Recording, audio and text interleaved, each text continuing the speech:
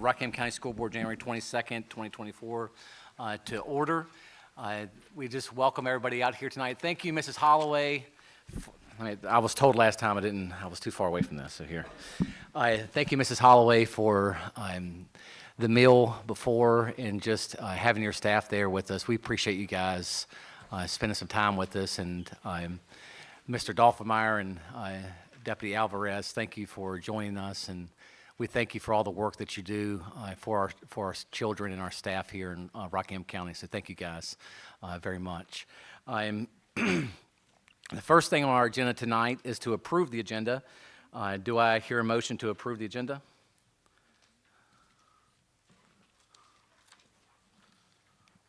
Somewhere? I move to approve the January 22nd, 2024 agenda as presented. Thank you, Ms. Hurst. Do I have a second? Second. Any questions or comments? Hearing none. All those in favor say yes. Yes. Yes. All those opposed say no. Motion passes 5-0. Next on our agenda tonight is a moment of silence. So for those who would like to join me in a moment of silence, you can at this point.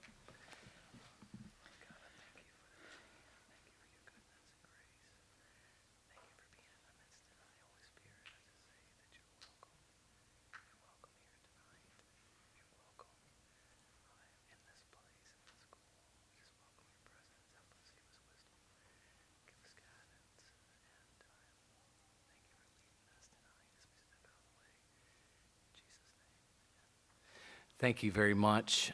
For those that can stand and will stand tonight, will you join with me in the Pledge of Allegiance?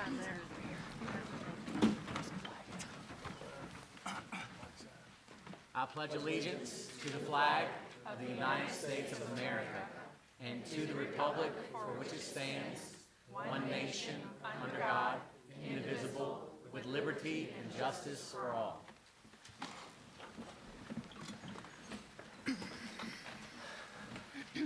Thank you for everyone that stood up and was able to say the pledge with us tonight. Thank you again for being here at the school board meeting. The first thing on our list tonight as a school board is to do school recognitions for our Brittany Lamb, Kelly Cogsdale character counts, Student of the Month, and our Volunteer of the Month. Before we do that, though, I'd like to recognize what the Virginia Code says for the character counts, because I read over it and I thought it was really good, so I wanted to read this tonight. Virginia Code 22.1-208.01 says character education required. In Section A, it says each school board shall establish within its existing programs or as a separate program a character education program in its schools, which may occur during the regular school year, during the summer, in a youth development academy offered by the school division, or both. The components of each program shall be developed in cooperation with the students, their parents, and the community at large. The basic character traits taught may include 1, trustworthiness, including honesty, integrity, reliability, and loyalty. 2, respect, including the precepts of the Golden Rule, tolerance, and courtesy. 3, responsibility, including hard work, economic self-reliance, accountability, diligence, perseverance, and self-control. 4, fairness, including justice, consequences of bad behavior, principles of non-discrimination, and freedom from prejudice. And 5, caring, including kindness, empathy, compassion, consideration, generosity, and charity. And 6 on the character counts is citizenship, including patriotism, the Pledge of Allegiance, respect for the American flag, concern for the common good, respect for authority and the law, and community mindedness.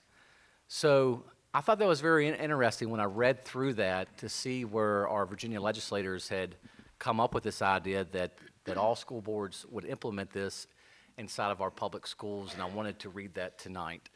So at this point, I would ask Ms. Holloway if she is here. I believe you're going to have some recognitions for us. Chairman Cross, members of the board, Dr. Shiflett. Welcome to Elkton Middle School. We are excited to be hosting the first school board meeting held in 2024. We are proud to be here tonight hosting the school board meeting at EMS with many of our proud EMS Elks in here with us to celebrate this accomplishment for our students and volunteer. Tonight, our administrative team will recognize 2 students and 1 volunteer that stands out among our school community. First, I would ask Ms. Michelle Campbell, Assistant Principal, to come.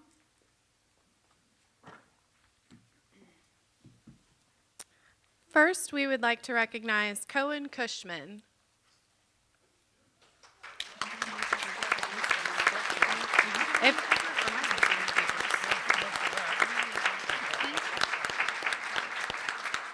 Cohen, your family is welcome to join you if they would like. No. Okay. Cohen is an amazing student. His dedication to excellence is evident in his approach to challenges. Rather than shying away from academic difficulties, he confronts them head-on, viewing each obstacle as an opportunity for growth. Despite his talents, he remains humble and never boasts about his achievements. Cohen is also a very kind and thoughtful individual who is always willing to lend a helping hand. Cohen's teachers appreciate his kind, thoughtful demeanor and the dedication he gives daily to his studies. He is a deep thinker, someone who works hard every day while being a kind and caring human being. Cohen is the student teachers can always count on to enter the class with a smile on his face and a positive attitude, regardless of what else is going on. Cohen is a great model student here at EMS.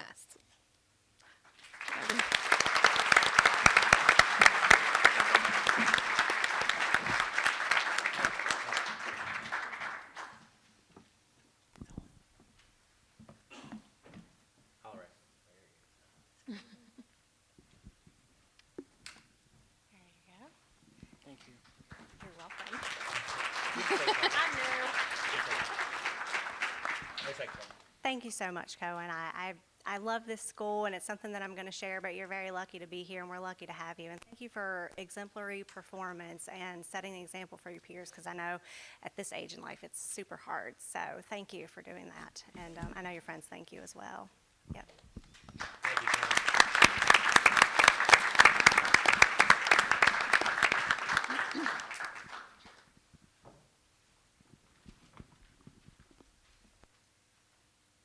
We have our next recipient we would like to recognize, Michaela Poor. Would like to introduce you to Michaela Poor.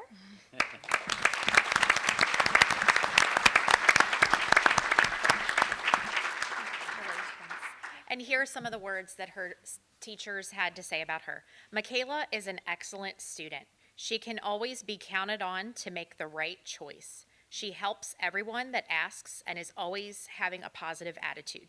She upholds the highest standards as a student. She's honest, polite, and engaged in the classroom. She always remembers to involve others in activities and help in any way. She consistently displays a positive attitude in the classroom, approaching challenges with determination and willingness to understand. Michaela's kindness is not just a trait, it's a cornerstone that contributes to creating a harmonious and uplifting community within the academic setting. We truly appreciate her connections that she makes with her peers and staff at EMS. Michaela is truly an outstanding student and individual. Thank you, Michaela. So here we are. I have myself together this time. So here's your certificate. Beautiful. And certificate for Klein's. And your little pen. Thank you for being such a good student. You really stand out to your friends, and keep doing that. Keep being bold and kind, and people will love you, and you'll experience lots of success in life. Thank you. Congratulations.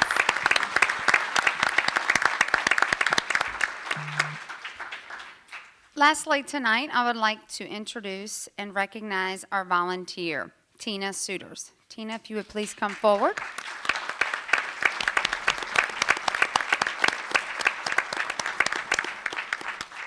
Tina, a parent and dedicated PTO officer, stands out among all at Elkton Middle School for her dedication and commitment to our school community.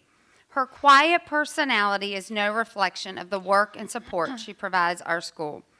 She has been an EMS parent for 4 years now, beginning with the redistricting of the South River students when her son was in 5th grade. She immediately started supporting our parent and teacher events and the activities we sponsor, and continues to do so today as a PTO officer. She is willing to participate in field trips and classroom activities to support the teachers and students. Tina has remained a volunteer and is the only remaining officer that transitioned from our PTA to our PTO. She continues to be a strong advocate for our students. Although Tina's son is now in high school, we have her daughter in 6th grade, so we get to enjoy 3 more years of the Suiters family. We are fortunate to have her and the volunteer work that she provides to our school community. Thank you, Tina. And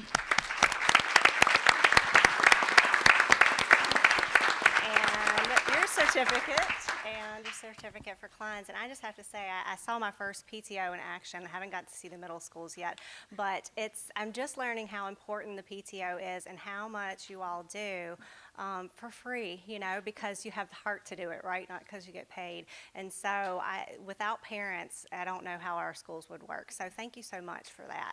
Appreciate it. At this time, we would ask that Elkton Elementary come forward.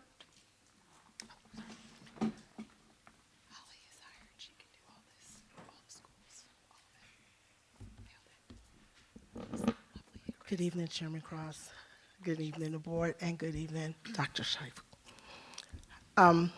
We would just like to introduce the people that we have for our character counts. So our first person is Faith Lynn Troutman. Oh, the first one is, I'm sorry, that's okay. That was what's on mine. I'm sorry. We'll go with Faith Lynn Troutman. And are you here? Can you come for her? Faith Lynn Troutman was chosen by her teacher, Mrs. Williams, and Miss Sonderell because she always chooses to do the right thing. She's curious, helpful to others, always kind and respectful to everyone she interacts with. Hi. Caitlin had to go on vacation with her, and so she's not here, but her sister is coming in her behalf.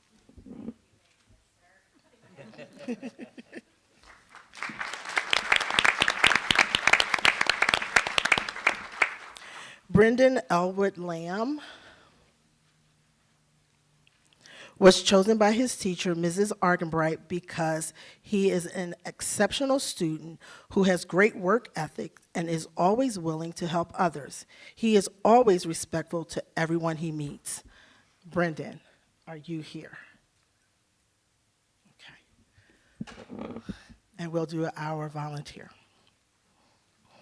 Miss Cindy Murky is chosen by many of the teachers and staff because she goes well beyond and above what is asked of a volunteer. Ms. Murky is always willing to help in whatever way is needed with the biggest smile on her face. She helps with making copies for teachers, helping in the cafeteria, or even helping to just put out class projects and supporting in the classrooms. ES is so blessed to be able to have Ms. Murky volunteer in our school. Ms. Murky, would you please come?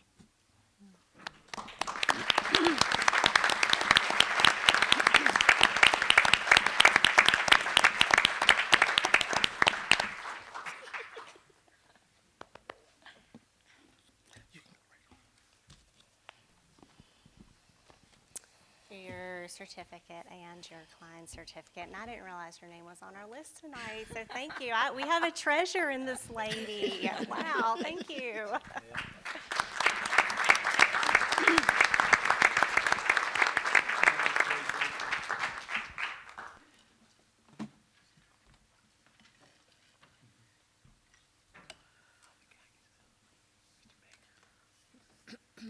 One more school to hear from. Chair Cross, members of the board, Dr. Shiflett, I would like to recognize 3 individuals from McGuckeysville Elementary School this evening.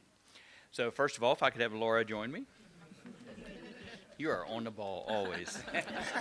Laura Alfieri, a 5th grade student at McGuckeysville Elementary School, is the daughter of Rosario and Kelly Alfieri of McGuckeysville, and she is a very worthy recipient of this award.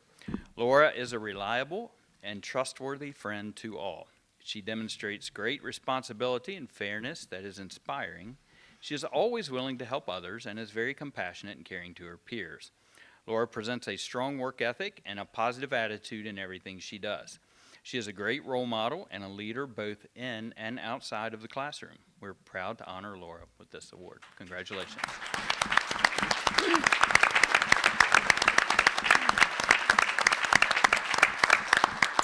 Here's your certificate, your client certificate, and your pen. And I just want to say, wow, those were some really big words that they said about you. That means you have big personality, big plans, big things to do in life. So, yes, you do. Thank you. It's good.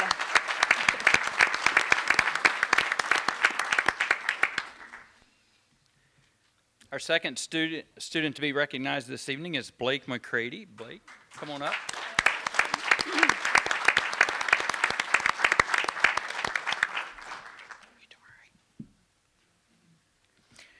Blake is also a 5th grade student at MES. He is the son of Benjamin and Natalie McCready of McGuckeysville.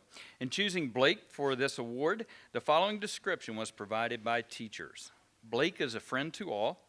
Through his words and actions, he is respectful to his peers and teachers. He is a leader both in our classroom and our school. He is kind to others and shows compassion toward others. He is the first to check on a classmate and is always willing to lend a helping hand. Blake demonstrates trustworthiness and is a responsible student. He has a positive attitude towards school and is eager to learn. His hard work ethic, caring personality, and funny sense of humor are just a few of the great things about Blake. Congratulations, Blake.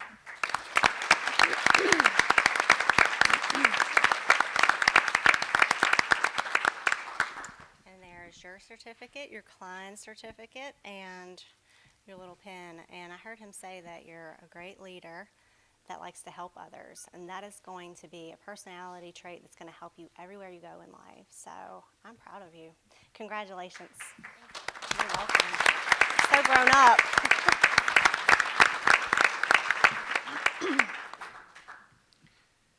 Our volunteer of the year is Ms. Jackie Gerals.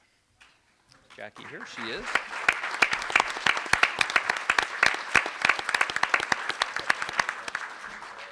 Jackie is an active volunteer at McGuckeysville Elementary School. She regularly volunteers in multiple classrooms and other capacities around the school. One teacher shared that her energetic and compassionate and creative personality makes a positive impact on the students in the class. She also adds her own special touches to projects when working with students. She is known to do whatever she can to assist in classrooms. Ms. Gerals engages with students and staff, connecting with them in positive ways. A teacher describing her work in a 2nd grade classroom said that her willingness to give extra attention to one particular student is really helping that student to be successful. She is so kind-hearted and caring and will go out of her way to make sure all students, not just her child, feels valued and loved. MES is thankful for your work with students. Your kindness and compassion and your care are noted and greatly appreciated. Congratulations.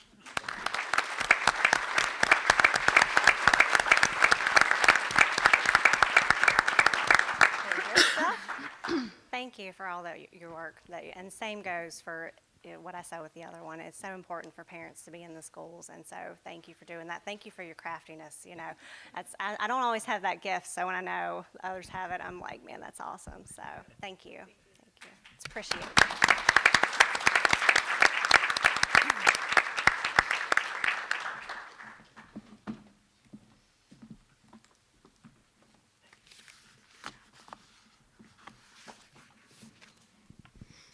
Congratulations to our students and our volunteers. I recognize some of our students from the ball field, and know we've got some future ball players in here as well, so I'm happy about that. Miss McCray, I also want to say that you're doing a great job connecting with your community because you pronounce murky the right way. And so I was very impressed by that tonight. And so you will find out we have Murkies in America, and that's right. And so I'm very, it's pretty cool to see that you're connecting with your community. So Miss Murky, it was good to see you as well, if she's still here.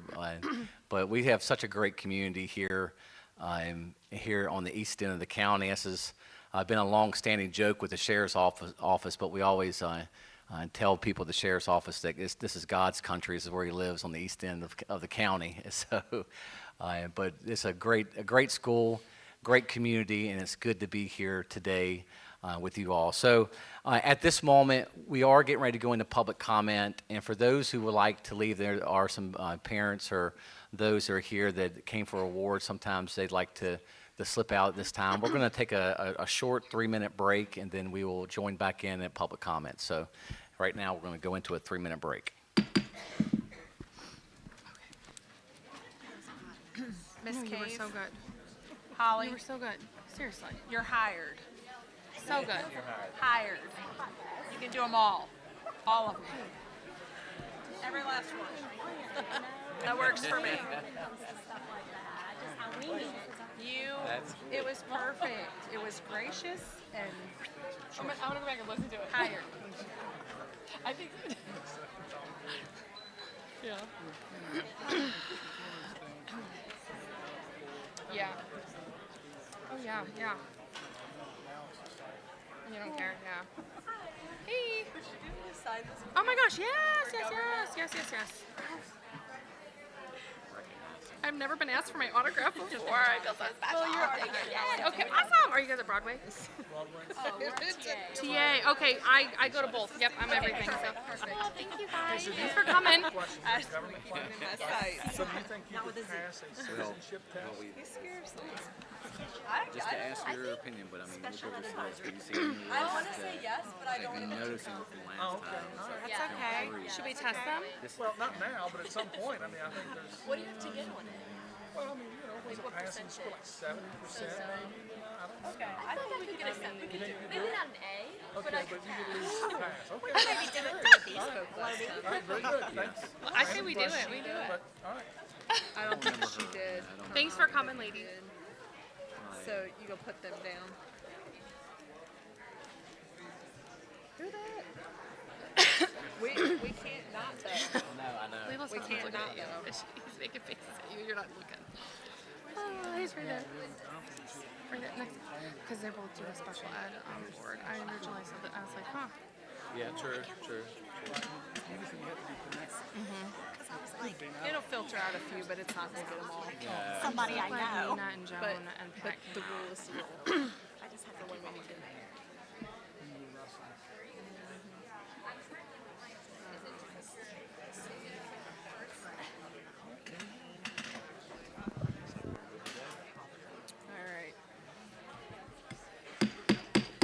All right, we will continue. Or power that thing on. We will continue now with our public meeting. And before we get started at public comments, I do want to just go over a few rules that we have with public comments. Each speaker will be recognized in the order listed on the sign-up sheet unless you have spoken in the past 30 days, and your name will go to the bottom and be limited to a 3-minute total. So we'll have a 3-minute total. When you get down to your last 30 seconds, you'll hear a little beep, beep, beep from over here, Mr. Gillette. And then at the end of it, you'll hear another beep. That will let you know that your 3 minutes is up. Speakers should have their comments reflect our character counts pillars that we just went over and we recognized today. All comments shall be directed to the school board as a whole, not as individuals. And the public comment period will be limited to 30 minutes total per meeting. So tonight, our first speaker that's on the list is Joel Walkie.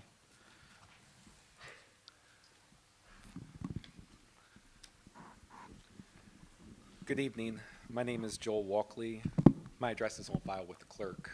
I'm the parent of 3 children in Rockingham County Public Schools, and I'm concerned about the newly enacted book banning policy.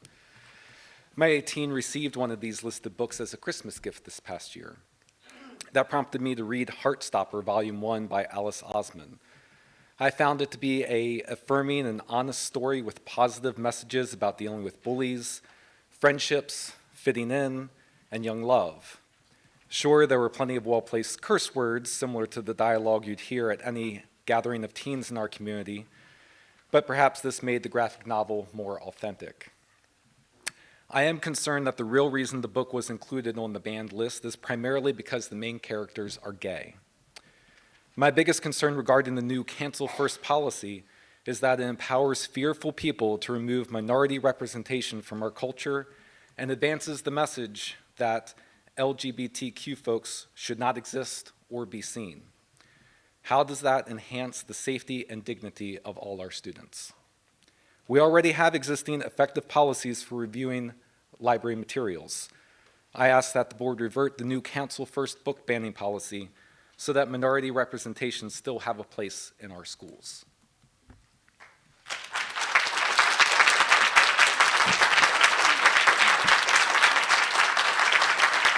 Next on our list is Sandy Emsweiler. Miss Emsweiler.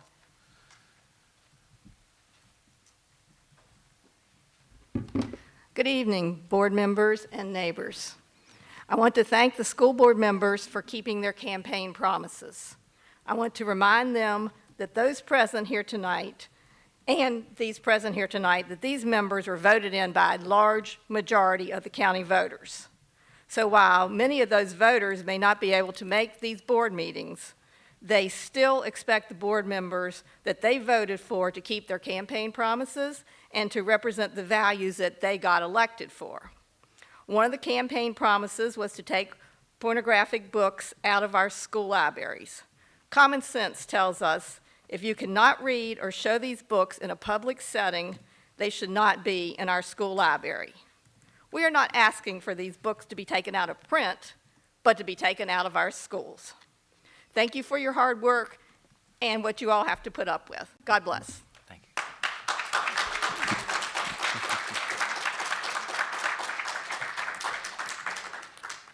Mr. Zach Nicholson.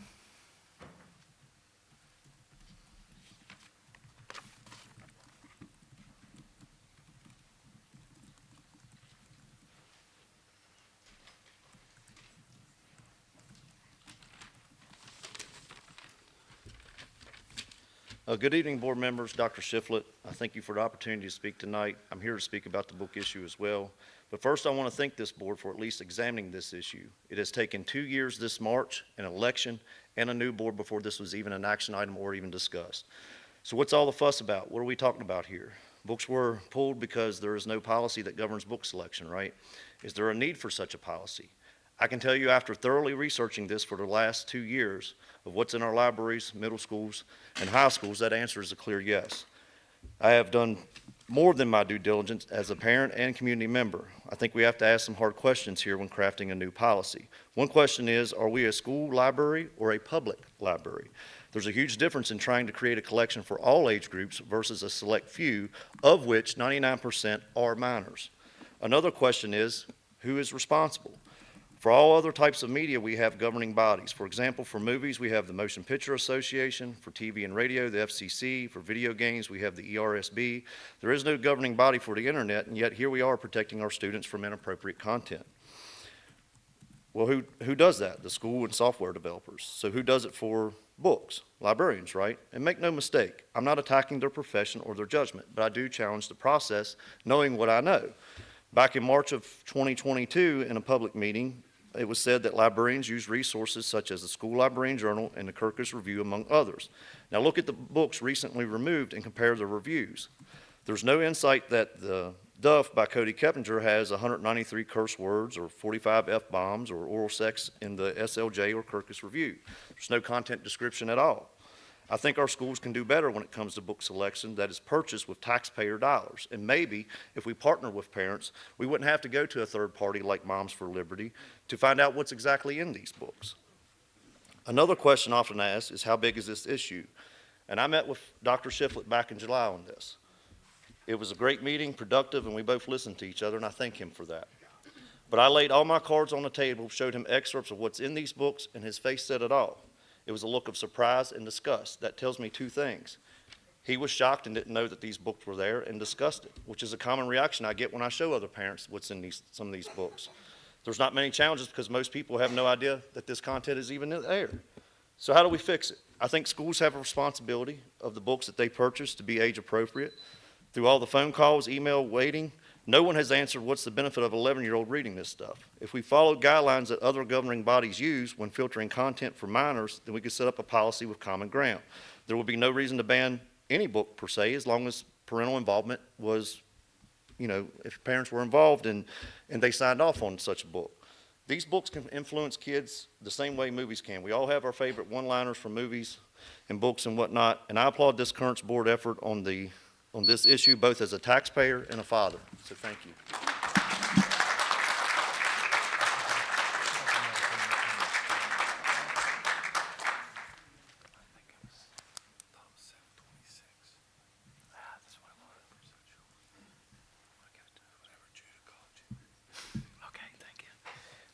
Next on our list tonight is Jacob Kuhn.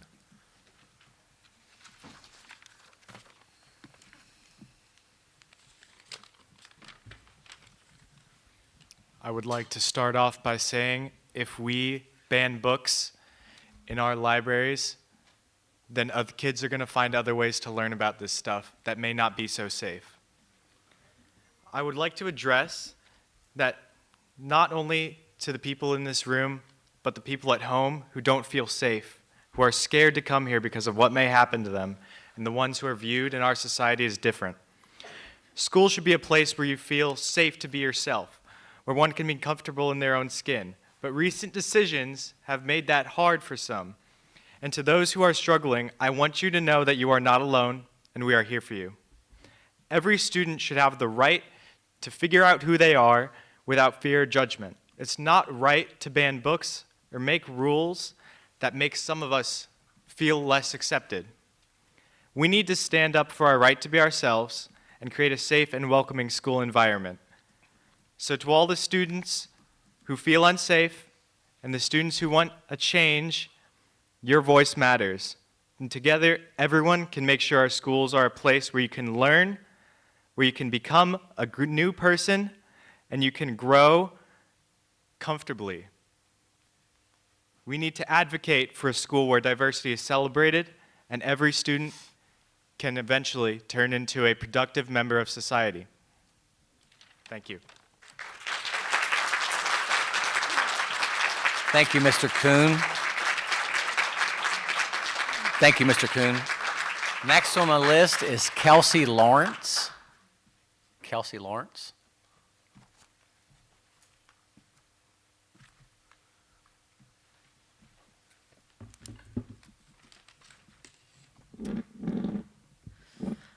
I'm here from Warren County to address an issue that strikes at the heart of our freedom to choose, the fight against book banning. Now, I was genuinely thrilled to learn that in this county, there's an option to opt in or opt out when it comes to library books. Choice, right? But my excitement was short-lived when I discovered that despite this seemingly reasonable setup, Rockingham School Board made the decision to remove not one or two, but 57 books from the shelves. Well, let's correct that to 50 because apparently 7 of them aren't even on the shelves. Bravo, Rockingham School Board. You have reached a level of craziness that is genuinely unique. In my experience helping various communities fight bans, this is the first time I've encountered such a peculiar case. Tonight, you've proven that we need not worry about co-parenting with the government because, let's face it, there's nothing cooperative about this decision. You're taking the entire parenting role when it comes to our children, what our children can and cannot read. This, my friends, is an example of gross government overreach. You've made a blanket decision for every family in this district. But hey, who needs individual choice when you have Big Brother? They know best, right? Interestingly, Big Brother didn't spend 6 years in school learning about the intricacies of the laws surrounding pornography and what's legal and appropriate for library shelves. But you know who did? Librarians. We have laws in this country that define what is considered pornographic. So I would tread lightly because if you find porn in your library, you need to call the police. But you better be sure it's porn because you can get a Class 1 misdemeanor for filing a false report. So I'd advise to tread lightly because guess what? Booksellers are suing certain school districts over these bans. Can you afford that? Now, when I perused the list of banned books, my eyes immediately landed on 13 Reasons Why. And this book holds a special place in my heart because let me tell you, it changed my life. At 14, I had no personal experience with suicidality, but this book opened my eyes to the struggles people face.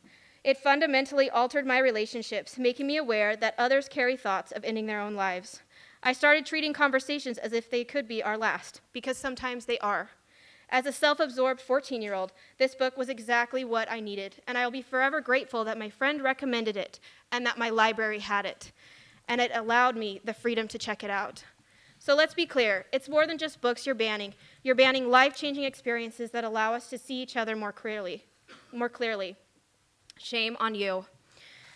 Let's protect our right to choose and embrace the power of literature to transform.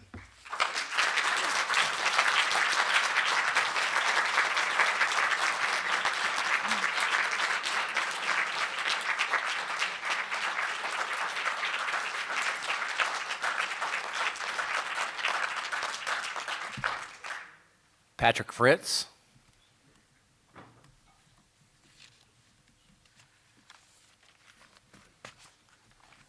Good evening, Ms. Lohr. Always good to see you. First, as always, the same thing that I've been beating for 5 years now. I'd like to give a big shout out to our fine arts students who are about to have their shows go up. Despite all the snow and delays in rehearsals, we're going to have some amazing shows across the county. Ironically, these shows, a lot of them are, derived from books. So break a leg, y'all. I am super excited. I think we have a plan to see all of them, and I can't wait. Second, I'd like to kind of remind everybody about a story, and somebody in particular, about the story of the frog and the scorpion. The frog knew what the scorpion was. The frog knew that the scorpion was going to do what the scorpion did. And the frog tried to take him across the river anyway. And his going along with that didn't save him. It didn't save him. He still went to the bottom of the river. Wait a second. The rules are to address one particular person, I'm or not not to addressing address one one particular particular person, but to address a group. So I'm addressing please the be- group, sir. Please be careful. What name did Please I be- mention, sir? Please be careful. What name did I mention, Matthew? What name Please be did careful. I mention? Please be careful. Will you stop his time for a Noted. second? Please be Noted careful. your objection. Please continue. Please continue. Second. Now, I can't be mad at the scorpion for being the scorpion. The scorpion is what it is. But I can be mad at people that have devoted their lives to the pursuit of knowledge and education that try to join the scorpion. I can be mad at people that have thrown away their integrity as an educator, as academics, and as Americans. It's the path of cowards. And I say that as somebody who has compromised my own integrity, and I have to look in that mirror every day. And you're going to have to realize for the rest of your life that you compromised your integrity.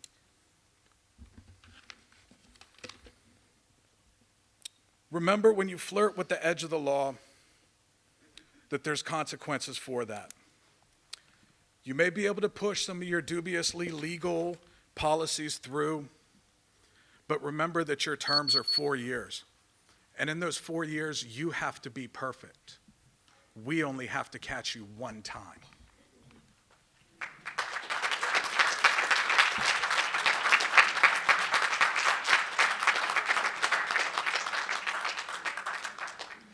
Anita Cashett.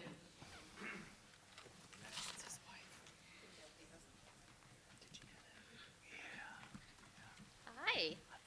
Thank you for the privilege of being able to speak tonight, a privilege that I hold dearly in a country that values freedom and that values choice. Choice in books, choice in partners, choice in the way we live. Earlier tonight, you spoke of integrity. And I also appreciate that while the duties of a school board are difficult, it is always important to act with integrity, to answer questions, and to not hide things. If I remind you, there is a quote you should be aware of, that things that are whispered behind closed doors will be shouted on the rooftops when the time comes. So in the nature of that, the school board should release exactly how they came about this list of banned books. They should release if it was a school board member that found it, if it was where it came from, where was it copied from, and those types of details to be transparent. Furthermore, there is an agenda item that many do not know about tonight, I don't think, regarding students and their ability to have safe counseling. I believe that policy is called JO-A, and there's a significant change in that, in which it appears that the school board is trying to change how licensed counselors report, how mandated reporters make their decisions that are best for students, and how they build that relationship to know when is the right time to make that report, and when is the right time to tell a family member that the student needed counseling. That is not something a school board needs to decide. That is within the realm of a licensed counselor. And I'd like to bring that up for those who don't know that that is on the agenda. As far as the banned books go, as far as all of that, you've already heard that we have policies in place for banned books. We have policies for parents that want to be accountable for their children and be involved in their children's life. They can reach out to the librarians, as they have always been able to, and talk to a librarian about what's acceptable for their student to have or not. And a novel idea is that you could talk to your child. You could ask them, what are you reading? What's going on? I want to see what you checked out from the library. And that is how parents have always done that and made the choice to be accountable. We do not need government overreach. Thank you.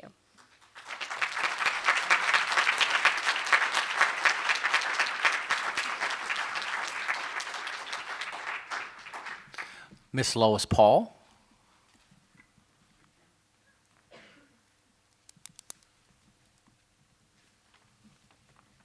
I want to thank the school board for the opportunity to be able to speak.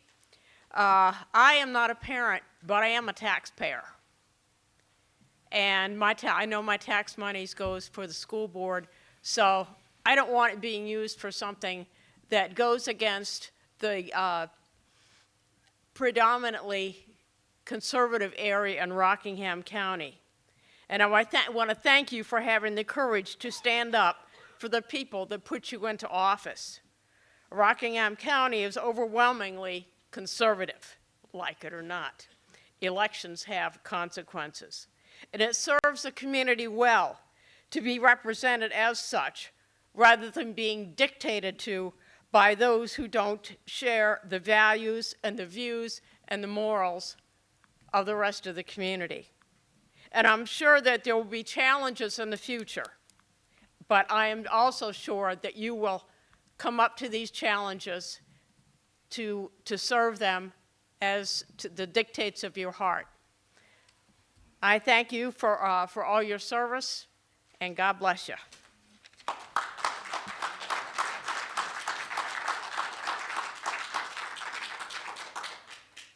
Lynn Thorne.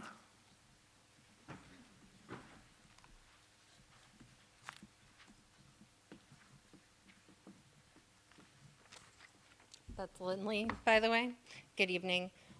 When Toni Morrison begins her beautiful, heartbreaking, Pulitzer Prize-winning story, Beloved, she wants us to hear these words. I will call them my people, which were not my people, and her beloved, which was not beloved.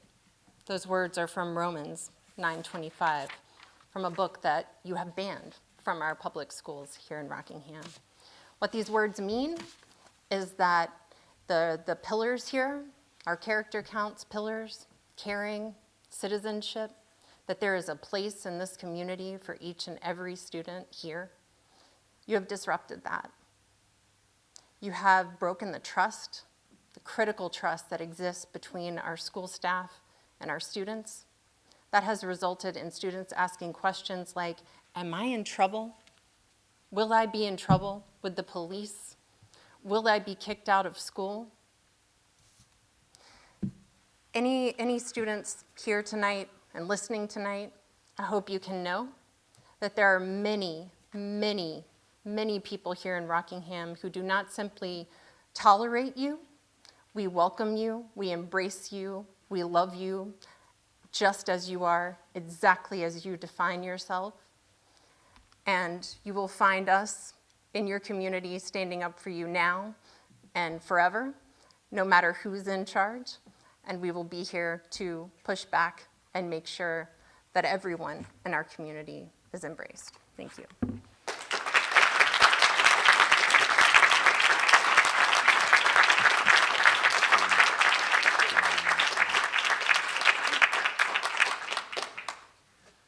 Jenny Martin.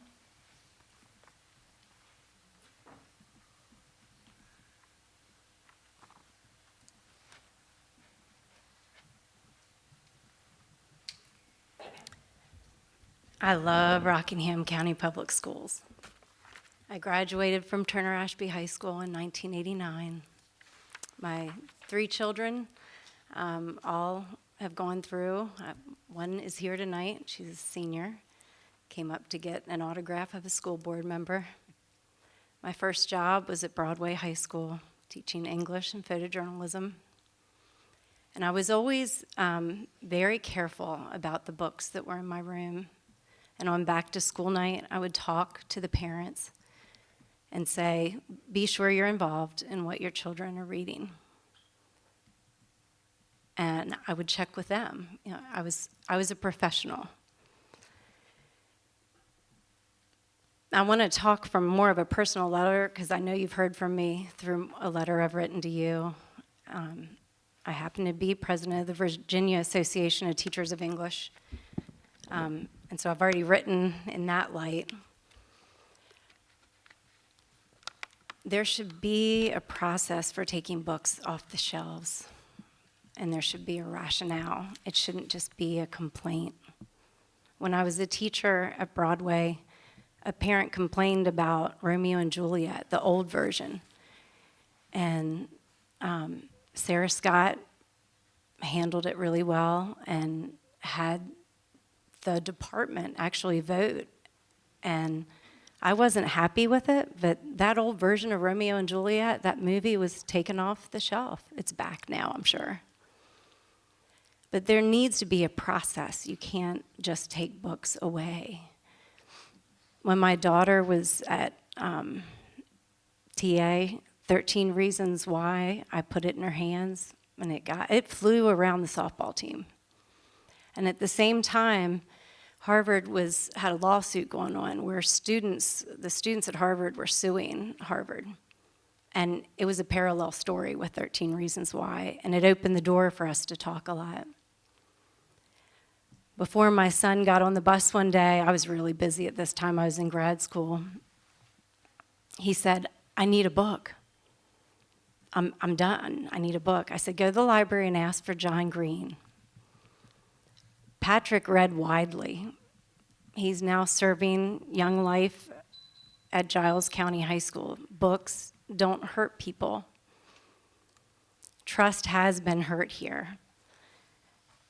Teaching ed psych, I just want to end with this. 2 things that I teach is that live models are so important.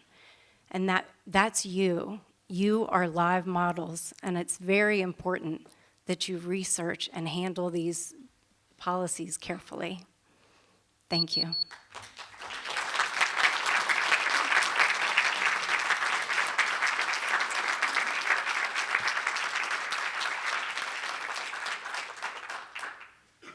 Ashley Saunders.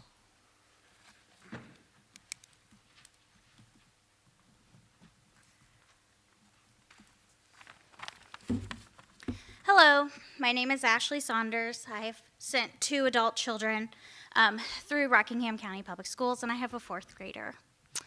I usually joke that if the Bible were a belt, I grew up in the buckle. I have attended church since I was 4 days old, and you can count the times that I have missed church on your hands and toes in my 40 years of life. I'm a minister by trade. I am queer. You can take queer stories off the shelf, but they will find queer people. I had never heard of queer people in my life, but I found them in the book that was put in front of my face from the day I was born. Joseph and his beautiful coat, David and Jonathan, Ruth and Naomi, Jesus and the centurion, and Philip and the eunuch are queer stories in the Bible that I hold so dear in my heart, that I have read from cover to cover since I was 12 years old every year. I love it passionately, and I live as Jesus has shown me to live. You can take away queer stories, and queer children will still exist. You can shove trans students into the closet, and your school will still have the same amount of trans students. But what you will have are more children who do not feel safe, loved, and seen in their educational system. You cannot force these children who are trans and non-binary into a binary because it makes you comfortable, because it makes Governor Youngkin comfortable. They will still be there, but they will be more unsafe and will not have access to counseling and will not have access to the things that they need to have a safe and quality education, which is a right to all people. I keep hearing about Valley values. Well, I have been in the Valley for 20 years. I have trusted 2 of my children through the school system, and I am trusting the school system with 1 more. And I will say, Valley values is taking care of your neighbor, making sure that everyone in your vicinity is safe, loved, and seen. If one of these children took their own lives because of this policy, the entirety of this community would mourn. And we would bring meals to that family, and we would hold them tight, and we wouldn't look around and say, who's queer? Who's trans? We would say, you are my neighbor. Valley values are trans rights. Valley values are loving our neighbor and taking care of them. This is ridiculous. Governor Youngkin will have blood on his hands, and if you force these archaic policies, you will too.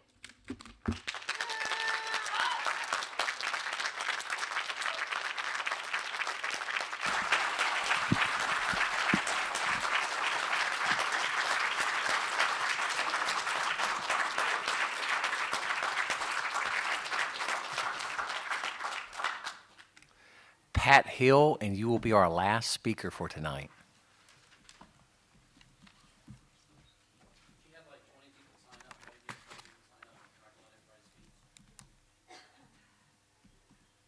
Good evening. I want to thank you, first of all, for the opportunity to speak.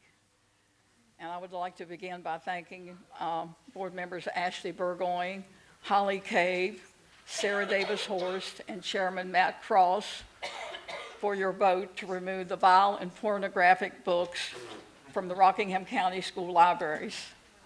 Citing just one of these books alone, Genderqueer, if this book's illustrations were actually photographs instead of drawings, the Rockingham County Public Schools could be sued and prosecuted for distributing child pornography.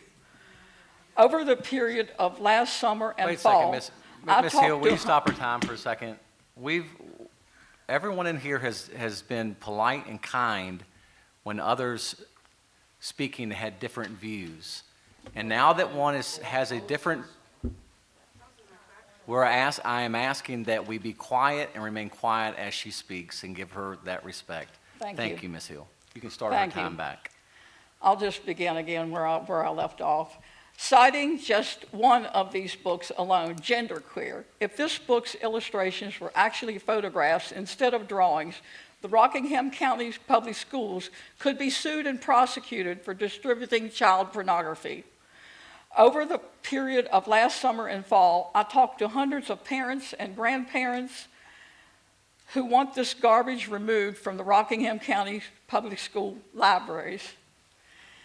And to the lone dissenting member, I would challenge you to spend a few weeks reading the books in question, and then get on board with the parents, grandparents, and your fellow board members. Support. What's that? Did she address you? I didn't mention any names. Excuse me. Support. Wait a second. Well, this is not a circus. Wait a second. Will you stop her time? Thank you for stopping her time. Miss Hill, please do not address anyone in particular, even in your speech. Even if you stare at them, please don't do it I'll either. just end by saying, please support the removal, everyone, of the pornography and do the job of a school board member, which is to protect all of our students academically, physically, emotionally, and ultimately spiritually. Thank you, Okay? Miss Hill. And I address that to everybody.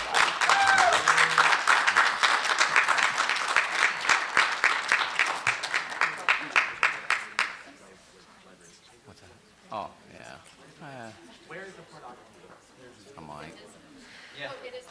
Okay, this will be the end of public comments. As is stated in the rules, that we're going to stick to a 30-minute time frame for public comment. So there are other times throughout the week. We have our emails. We also have our numbers that you can contact. So if you didn't get a chance to speak tonight, please reach out to us and we will hear you out. First on our list tonight is highlights from board members, and I will start with board member Ms. Lohr. Thank you, Mr. Cross. Let me pull up my notes here.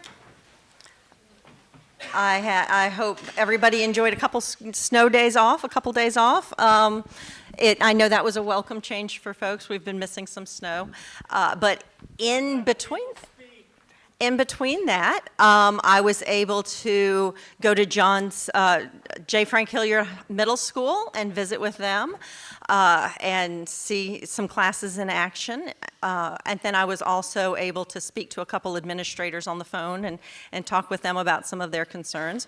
And then finally, I was able to attend a special ed advisory committee, and I thank Ms. Ham for inviting me to that. And I'm sure you guys are going to get a great report that's going to be 10 minutes long. We literally talked about it for 2.5 hours the other night, and it was so helpful for me to sit there in that space when I can focus on it completely and hear the needs of our special ed kids. So thank you to Ms. Ham for inviting me to that, and that was the highlight of my week, or my 2 weeks. Thank you. Thank you, Mrs. Lohr. Mrs. Hurst?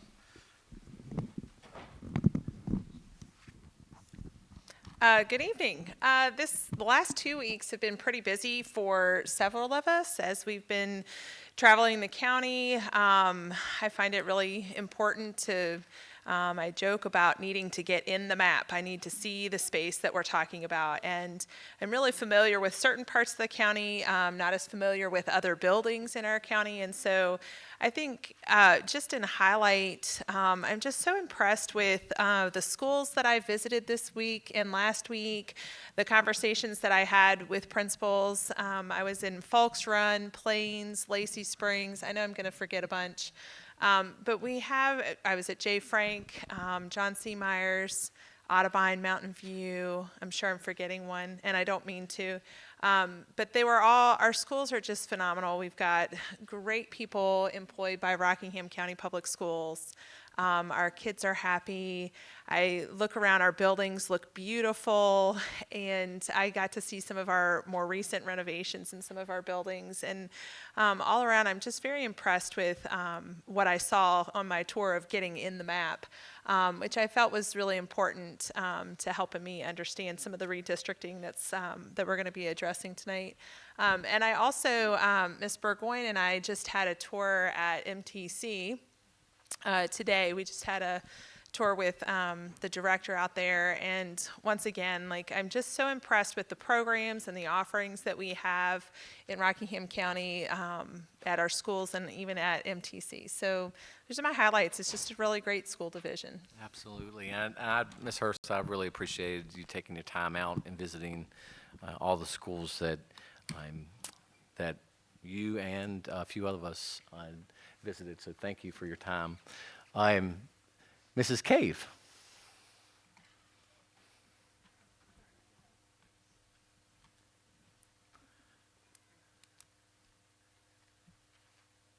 Just hold it down. Here you go. It's working. I have a bunch of highlights, so I had to write them down, but I won't be long. My biggest highlight, actually, no, let me leave it till last. So what Sarah said was we were really busy in the last couple of weeks going around to some of the schools, and a lot of the redistricting affected the west side of the county. So what was really great for me is that I'm not as familiar over there, and so I got to see some of the schools and meet some of the principals. And Lacey Springs is just a gem tucked away on that side of the county, and such a quiet little quaint school. And Tammy May is a really quiet, awesome principal, and thank you, Miss May, for the job that you do there. And I got to see Plains Elementary, which I'd never been to, but my husband has. And he was so shocked when I got home, and I was like, I cannot believe the creative structure and shape of that school. And he wasn't shocked about it at all because he'd seen it, but it was so neat. And Mr. Johnson, Miss Garber there, just really great to meet, and they welcomed us and toured us around, and it was a great learning experience for me. I really enjoyed it. But let's see, I got to visit with the Elkton Elementary School PTO on January 11th, got to sit in on their meeting, and those women are so crafty and so creative and so thoughtful. And I was really like, I was amazed, and I thought that it would be a group of 30 there or something, but it literally was like, 5 or 6 women like running the place, running the PTO, like the events and everything. And I was so amazed at all they do for the teachers and the staff. And like I said, just their thoughtfulness was really awesome. And I think I said earlier that I really admire people that are creative and crafty, and they certainly are. And I even, and this is highlights, so I don't want to get too much in the weeds, but I even got to meet with some of the administrators and counselors this week that, we don't necessarily see eye to eye on the book issue, but we were able to respectfully sit in the same room together and discuss our differences and, and just explain our thoughts to one another. And so I really appreciated the ones this week that did that for me. I mean, it really was a highlight. But my biggest highlight is being here at Elkton Middle School tonight. I mean, this is not just my hometown, but this is my school. And I've been sitting here thinking of all the memories that I just have to share. Like, I just remember being on this stage in band, and I played the clarinet. And I remember the one year that we got the big idea that it was at one point in time, it was really embarrassing if you squeaked on your clarinet, but we got rebellious and decided for one of our big plays that we would all squeak on purpose and think that it was funny. And man, we got in big trouble, and I didn't get in trouble in school, so it was really hard for me. But that was Miss Irvin, and we just all loved her. I mean, she was something else, and she taught us how to play an instrument. And my biggest regret, my husband knows, is that I didn't do the drums, because that's really what I wanted to learn. But I played the clarinet, and I remember drama on this stage and the different plays. I remember the part that I was in, and I remember in 8th grade sitting right back there in the middle watching The Lion King as an 8th grader and being really excited about it. And it was just, it was a good, clean movie, and we're so far from that. And I'm just happy to be able to think back on those memories. And I know the school is very different today. And I'm not always the one that looks back and says, if we could just go back to the good old days. But not everything that we did in the past was necessarily wrong. I think what we need to do is reach back and grab and take hold of the things that were good, and then the things that we can improve on, that we need to do just that. So it's just an honor to be here, to serve you, to serve District 5, and to serve Rockingham County tonight, and to kick it off in this particular school. It's just, I'm really honored and excited. So those are my highlights. Wow. All right. I had no idea you were a clarinet player. Danelle, was you here with her causing trouble? Okay. My wife also came through Elkton Middles, and she was a clarinet. Correct? That's what I thought. All right. Miss Burgoyne? I don't know if this is on. Can you It's hear on, me? yeah. Okay, cool. I just want to touch back on our tour at MTC today. We were there, we were projected to be there for 2.5 hours, and I thought, no way, this is going to take 2.5 hours. And we ended up being there for 3 hours. If you haven't been there, or to the students who haven't taken a class out there, it's really awesome. I'm jealous that you guys have that opportunity. We went through every single program, every single room, and got to see some of the equipment and the programs and things, and it's just a really awesome place. And Mr. Hutton is amazing and obviously very, very passionate about it. So it got me very passionate about it, and so now my wheels are turning on things that we can do at MTC, and it's just a really cool place. One other thing for me was this weekend, Jay Frank held a bingo fundraiser for one of their field trips. And it was the first time that my daughter has played bingo, so it was a lot of fun. It was I didn't realize it was going to be so stressful, but it was a lot of fun. We did not win, but one thing I was really impressed by was you could tell that it was very student-led and very student-run. The students obviously planned and were running the whole show. There were teachers and parents helping, but it was really student-led, so I was very impressed by that. And it was an awesome event with a pretty good turnout, so I hope they did well. We had fun. Thank you, Mrs. Burgoyne. Dr. Shiflett? So, two highlights. Number one, I want to give a shout out to our Director of Transportation, Chris Sowers, and all of his help over the last sort of week. He did tell me today, I'm not sure how to take this, that he was tired of talking to me at 5 o'clock in the morning. So I'm not sure if that's a personal thing or, no, I'm just kidding. But, but we were speaking pretty frequently at 5 o'clock in the morning, trying to make decisions about schools and whether or not we could get there with our kids safely. So I want to thank him for all his help, and hopefully for the next few weeks, we will not have those conversations. And then also wanted to, one of my highlights is I had an opportunity last week to attend a gymnastics meet with all of our schools participating, and it was really neat to see those kids compete, and they can do things that I could never do, ever, at any point in my life. So it was awesome, and I was also just encouraged too to see our administrators there supporting their students as well. So it was pretty cool. It was a good time, Harrisonburg High School. So it was good. Yep. Thank you, Dr. Shiflett. And I just want to say tonight how much I respect you and thank you for the job that you're doing. When we set out to look for a new superintendent, not even a year ago, the board came together, and believe it or not, it wasn't me that asked to pray, but it was another board member. And we prayed before we started that process, and we asked God to lead the right person into that process, and I believe he did just that. And so I sat through a year and a half of very contentious board meetings, went through COVID, through books, through you name it. We sat through a lot of it, and I can't remember a time sitting through that where the superintendent was disrespected as you were tonight. So on behalf of this board, I want to apologize, and I want to say thank you. We may not agree on everything, but when we make decisions that aren't against the law, and that we're not doing that, when we make decisions, the superintendent is to carry out those decisions, whether they like it or whether they don't. So I would just ask the community, for those who may not agree with us, that you would show this man to my right some respect, especially at these public meetings. That would mean a lot to me and to the majority of our community that really appreciates you. So thank you, Dr. Shiflett. My highlight for tonight is I want to highlight all our custodial staff in Rockingham County over the past week. You guys did an amazing job at all of our schools in shoveling the sidewalks, getting the schools prepared to come back, for the kids and the staff to come back to school.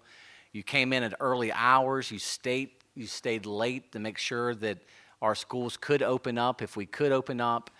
And a lot of times you're not recognized enough. So all our custodial staff, I want to say thank you from the bottom of my heart of everything you've done for this school, especially over this last week through all the snow and the winter weather that we've had.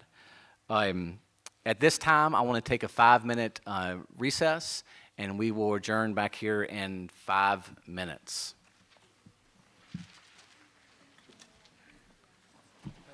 You're welcome. I'm sorry.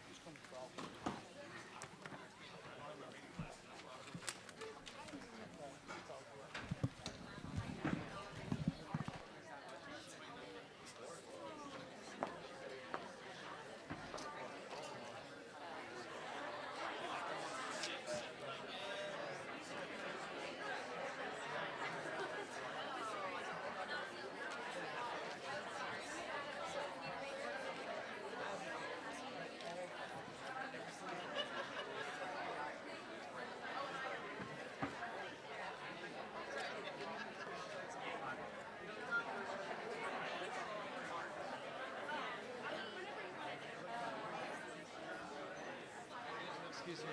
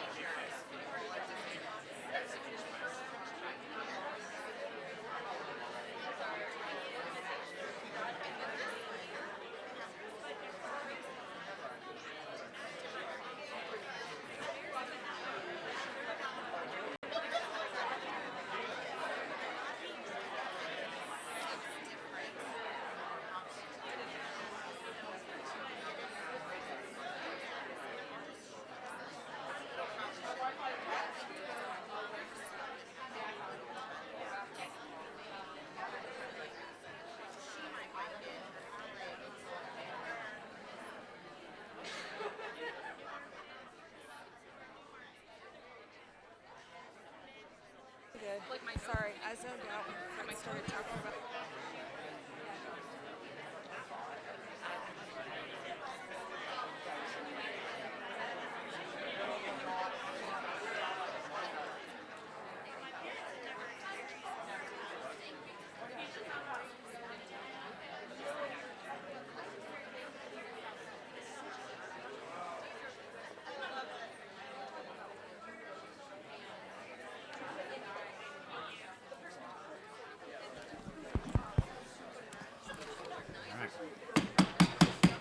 All right, we will resume our school board meeting tonight. Thank you for that 5-minute break. The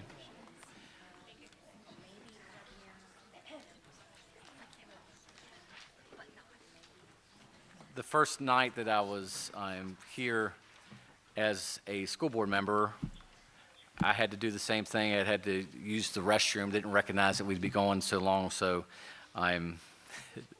that was a restroom break that we just took. So thank you so much for being patient with us and with me. All right, our first action item tonight on the list is to approve the January 8th, 2024 minutes, and do I hear a motion to approve those minutes? I move we approve the minutes as presented. Thank you, Mrs. Lord. Do I hear a second? Second. All right, thank you, Mrs. Hurst. Any questions or comments? Hearing none, all those in favor say yes. Yes. All those who oppose say no. Motion passes 5-0. Second thing on our action item tonight is to approve the January 18th, 2024 minutes, and do I hear a motion to approve those minutes? So moved. Thank you, Ms. Hurst. Do I have a second? I'll second. Thank you, Ms. Burgoyne. Any questions or comments? Hearing none, all those who are in favor say yes. Yes. Yes. All those opposed say no. All right, motion passes 5-0. I have changed up the yay, nay on Old English when it comes to that. So those who are used to hearing that, or if you're a student, we have that privilege as a board to kind of choose how we run this. And so I have went to a yes and no instead of an old King James type version. Our next action item tonight is field trips, and I believe that Dr. Shiflett has a recommendation on that. Chairman Cross and board members, I have several field trips for your consideration. East Rockingham High School DECA State Competition, February 29th through March 3rd, for 19 students to Virginia Beach. FFA Stockman's Livestock Judging, February the 23rd to the 24th, 10 students, Virginia Tech, Blacksburg, Virginia. FFA Leadership Retreat, February 2nd to the 3rd, 9 students, Highland Retreat, Burkton, Virginia. J. Frank Hilliard Middle School, 2 trips, FFA B&B Hippology Contest, February 9th to the 10th, 14 students, Virginia Tech, Blacksburg, Virginia. And FFA B&B Stockman's Contest, February 23rd to the 24th, 10 students, Virginia Tech, Blacksburg, Virginia. Then for Turner Ashby High School, FCCLA SEC meeting, February the 2nd through the 4th, 1 student, Waynesboro, Virginia. And then the FCCLA State Conference, April the 9th through the 15th, 1 student, Virginia Beach. State officers need to be there 2 days earlier. And then the FCCLA State Conference, April the 11th through the 14th for 4 to 6 students to Virginia Beach. Then Spotswood High School, the FFA Leadership Retreat, February the 2nd through the 3rd. 5 students, Highland Retreat, Berkton, Virginia. The FFA Leadership Conference, March 22nd through the 24th. 7 students, Syria, Virginia. And then the DECA State Conference, February the 29th through March 3rd. 4 students, Virginia Beach, Virginia. And then lastly, Broadway High School, FFA, the B&B Hippology Horse Judging Contest, February the 9th through the 10th, 9 students at Virginia Tech, Blacksburg, Virginia. And I do recommend approval of these field trips. Thank you, Dr. Shiflett. Board members, hearing the superintendent's recommendation, do I hear a motion to follow that? I move to follow the superintendent's recommendation to approve the field trips as presented. Thank you, Mrs. Cave. Do I have a second? Second. Thank you, Mrs. Hurst. Any questions or comments? I think I heard tonight that Mrs. Lore, that you're going to be on one of these field trips. Actually, Mr. Cross, I'm going to be on 2 of these field trips. The Spotswood one to Berkton, and the J. Frank one to the first one to Virginia Tech. All right, so make sure you get back with us and tell us how that went, okay? School board members, all those who are in favor of approving the field trip, say yes. Yes. All those opposed, say no. Motion passes 5-0. Next on our agenda tonight is Textbook Adoption Committee. I believe you also have a recommendation of this. I'm sorry. Go ahead, Ms. Tate. Chair Cross, members of the board, Dr. Shiflett. I'm here this evening simply to request your approval on 3 additions of teachers to the already in place Textbook Adoption Committee. We had 3 teachers who were previously a part of that who cannot serve because of other responsibilities in their families and in their schools, and also 1 parent who was previously on the committee who had some change and some employment. And so we have replaced a parent on that committee as well. The Textbook Adoption Committee will begin looking at the curriculums that have been approved by the Virginia Board of Education that are required, as I'm sure you know, by the Virginia Literacy Act, that we adopt these curriculums and begin implementation next fall. So we want to develop not only a selected textbook adoption for grade K-5, but also to make sure that we have some time to lay out a 3-year plan and what that will look like for integration for teachers. Thank you, Mrs. Tate. I recommend approval of the additions to the K-5 Reading Textbook Adoption Committee as presented. Board members, hearing the superintendent's recommendation, do I hear a motion to follow that recommendation? I move we follow the superintendent's recommendation. Do I have a second? Thank you, Ms. Lord. Do I have a second? I'll second. Thank you, Mrs. Burgoyne. Any questions or comments while we have Ms. Tate here, board members? I have some questions. Okay. Sure. I was just hoping you could share how the committee members are selected. The committee members were selected trying to have representation of all grade levels, K-5, as well as regional representation. When I did the replacement members, I tried to look at the schools where a person could no longer serve and find someone within that school or area to be able to serve in that fashion. Administrators that are on the committee also all were welcome to be a part of the committee as well. We also have a combination of both reading specialists as well as classroom teachers. And how many classroom teachers are on here? Because I'm looking at the committee list. It's a pretty long list.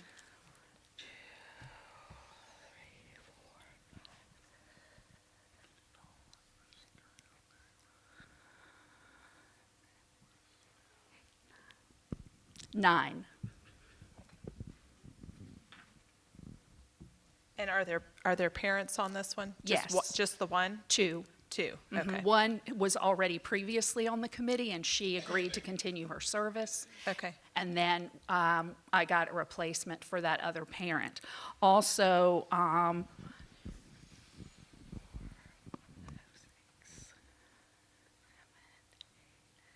9 of the committee members have students who are currently in Rockingham County Public Schools that are teachers as well. And how do you pick the parents for this committee? We took volunteers initially. What I sent out was to principals to give me recommendations and volunteers who would be willing to serve on the committee. Okay. Thank you. Certainly. Other questions? No, those volunteers were parents who were asked through the principals? Correct. Okay, all right. Any other questions, school board members? Ms. Cave? So it says K through 5 reading textbook adoption, so it's all grades Correct. reading? Okay. Yes, it's required by the Virginia Literacy Act. That was enacted in 2022, 2023, with implementation in 2024, 2025. And the original committee made the decision to hold because about a third of the committee had been through voluntarily the letters course of study at that time and knew that we were going to be training all teachers the next 2 years. And the committee's recommendation was to hold until we felt like we had more information. Fortunately, we did, because now we are required by law to select from certain materials, and that list was not completed for the core curriculum and given to us until December of this year, 2023. So we're moving as fast as we can.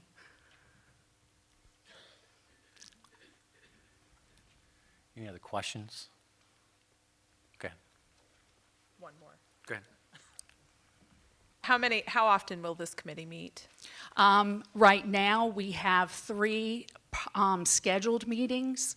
We'll be hearing from the vendors virtually, and then with the possibility of the addition, we'll also not only get digital materials, but I have requested physical materials as well for the team to look at.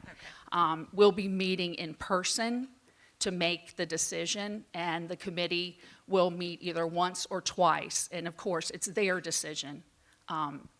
Again, we're limited by what we can choose from, but it will be the committee's decision based on their expertise and experience.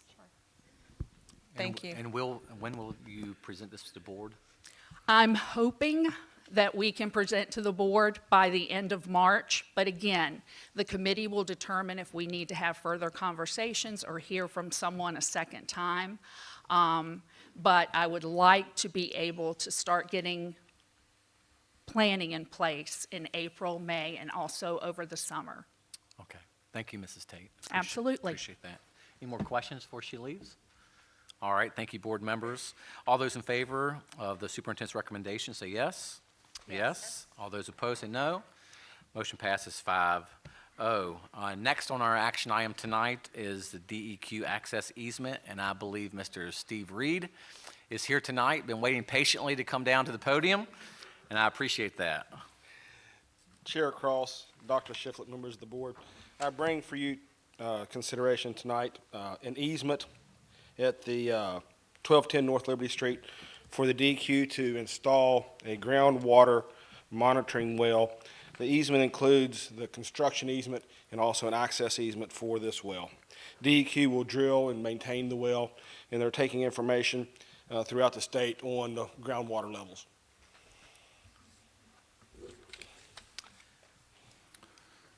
Chairman Cross and board members, I recommend approval of the DEQ access easement at 1210 North Liberty Street as presented by Mr. Reed. Thank you, Dr. Shiflett. Do I hear a motion to follow the superintendent's recommendation? I move to follow the superintendent's recommendation to approve the DEQ easement at 1210 North Liberty Street as presented. Thank you, Mrs. Lord. Do I hear a second? Second.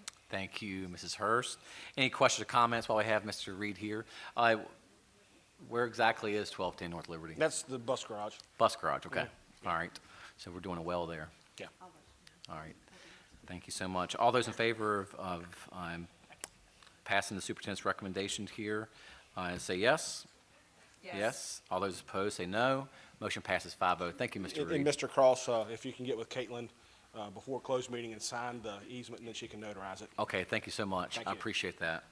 Be safe heading home.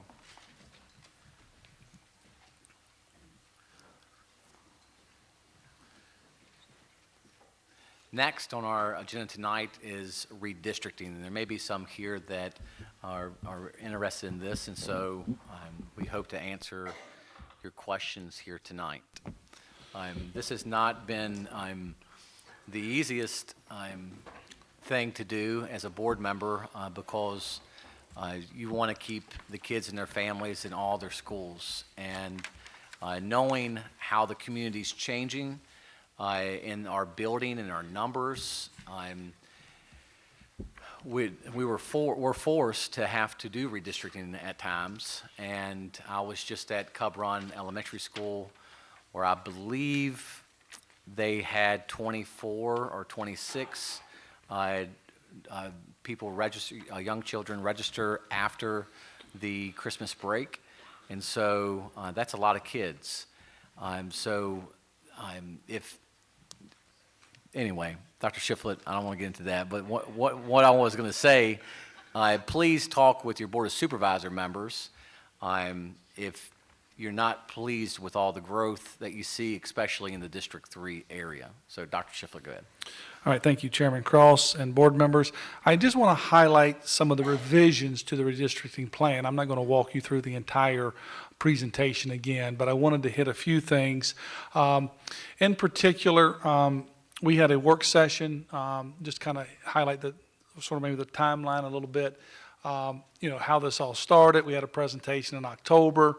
It was at the 9th, and then we had a number of public hearings, and then at the November 27th meeting, it was postponed until January 8th. And at that meeting, the board had an interest in visiting schools, looking at, the transportation implications and grandfathering clauses. And really, I thought that was a very productive meeting on the 18th. And as well, some of the board members have mentioned some of your visits to the schools to visit classroom spaces and those types of the impacts. And so based on that sort of information, we made some tweaks. And basically where we're making some changes is with Lacey, some students who were going to be leaving Lacey Spring to go to Linville Edom. So originally we had talked about 27 students. We've now redrawn some lines. I'll show you where they are, and that's now 14. We had also talked about taking some students from John Wayland to Audubon, which was 28. Now we've just, for now, pushed pause on that particular area. And we talked about this, although geographically that made sense, we were also worried about the enrollment at Audubon. So if we go back and look again, so we take the two schools that were really of interest of us, Linville Edom. So the original projection was to put 213 students, which would only leave 9 available seats of capacity. So now we'll have 22. And then Audubon, originally we were 296. With the hold on the John Wayland students, that leaves it at 268. So we have capacity of 40. So we should have some growth there.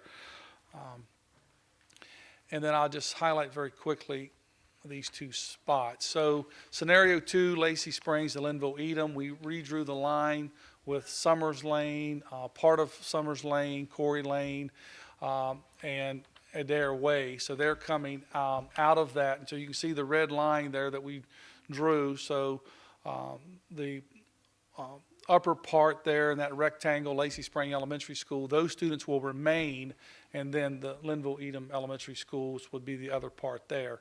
And then, as I mentioned earlier, the pause for the students in the John Wayland. So we had, again, sort of a geographic area that was going to go from John Wayland to Audubon Elementary, and we paused that for the 24-25 school year.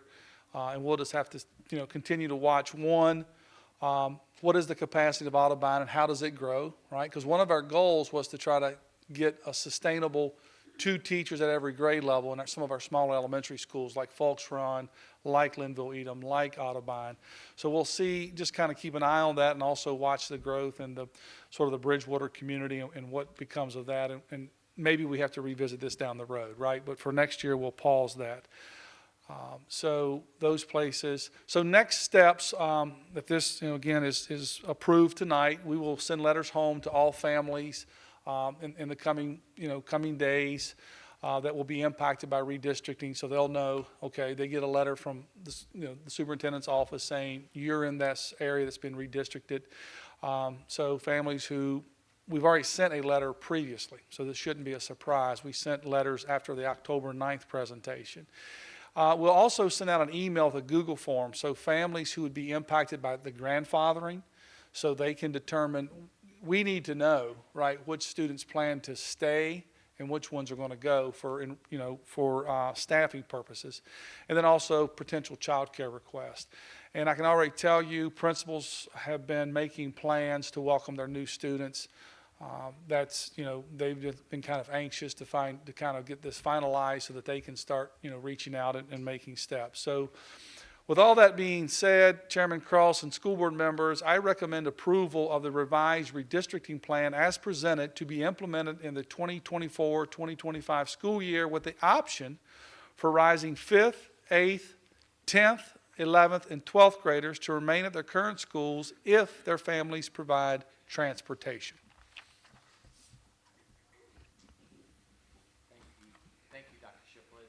Board members, hearing the superintendent's recommendation, do I hear a motion to follow that? I move to follow the superintendent's recommendation to approve the revised redistricting plan as presented to be implemented for the 2024-25 school year with the option for rising 5th, 8th, 10th, 11th, and 12th graders to remain at their current schools if their family provides transportation. Thank you, Mrs. Hurst. Do I hear a second? I'll second. Thank you, Mrs. Burgoyne. Questions and comments? I know we may have some, so I'll start with Mrs. Lohr. Thank you. I know that we have had conversations about it, but I wanted to have a quick conversation publicly about needs at the schools. I know as we move students into Lacey, our EL needs will go up. We'll probably need another admin assistant intern. Can you tell us your thoughts on that and plans for that? So once we get very accurate numbers, we can make some determinations about staffing. We will have to pay attention to EL services and also potentially some administrative support at Lacey Spring Elementary School because they're getting a pretty significant amount of students. So that's all part of the process over the next few weeks, getting this information out to families, getting them to respond, and then us making some determinations. The same will hold true, from students who are going, let's say, from Montevideo to J. Frank Hilliard or from Spotswood to Broadway. And I can tell you that those 4 principals, Broadway, Hilliard, Spotswood, and Montevideo, I think are meeting tomorrow at 10 o'clock to begin these conversations. So we'll just have to monitor it and see what the numbers look like in terms of how many students go, how many 5th graders decide to stay, how many 8th graders decide to stay. We have to get that information as well as 10th, 11th, and 12th. So we'll have to get some information, but we'll have, again, monitor that. Like we do every year, we take a look every year during the budget cycle of where we need additional staff. If enrollment has increased at a certain grade level, do we need a teacher, or if SPED numbers have increased or EL numbers. So that'll be part of the conversations. Good question. And then is there a magical number where we add interns or special full-time assistant principals? We used to call them assistant principals. Now what do we call them? Or is that, no, we used to call them vice principals. Now we call them assistant principal. I've learned the lingo and then forgot that I learned the lingo. So traditionally at the elementary level, we've looked to around 400 students as a sort of a benchmark. Sometimes it fluctuates up and down a little bit. So we'll see what those numbers are. And then if schools are over 300, but again, less than 400, then we look at potentially add an administrative intern to help out. And they can do that for a 2-year commitment. Great. Thank you very much. I think that's all the questions I have. Thank you, Mrs. Lohr. Mrs. Hurst?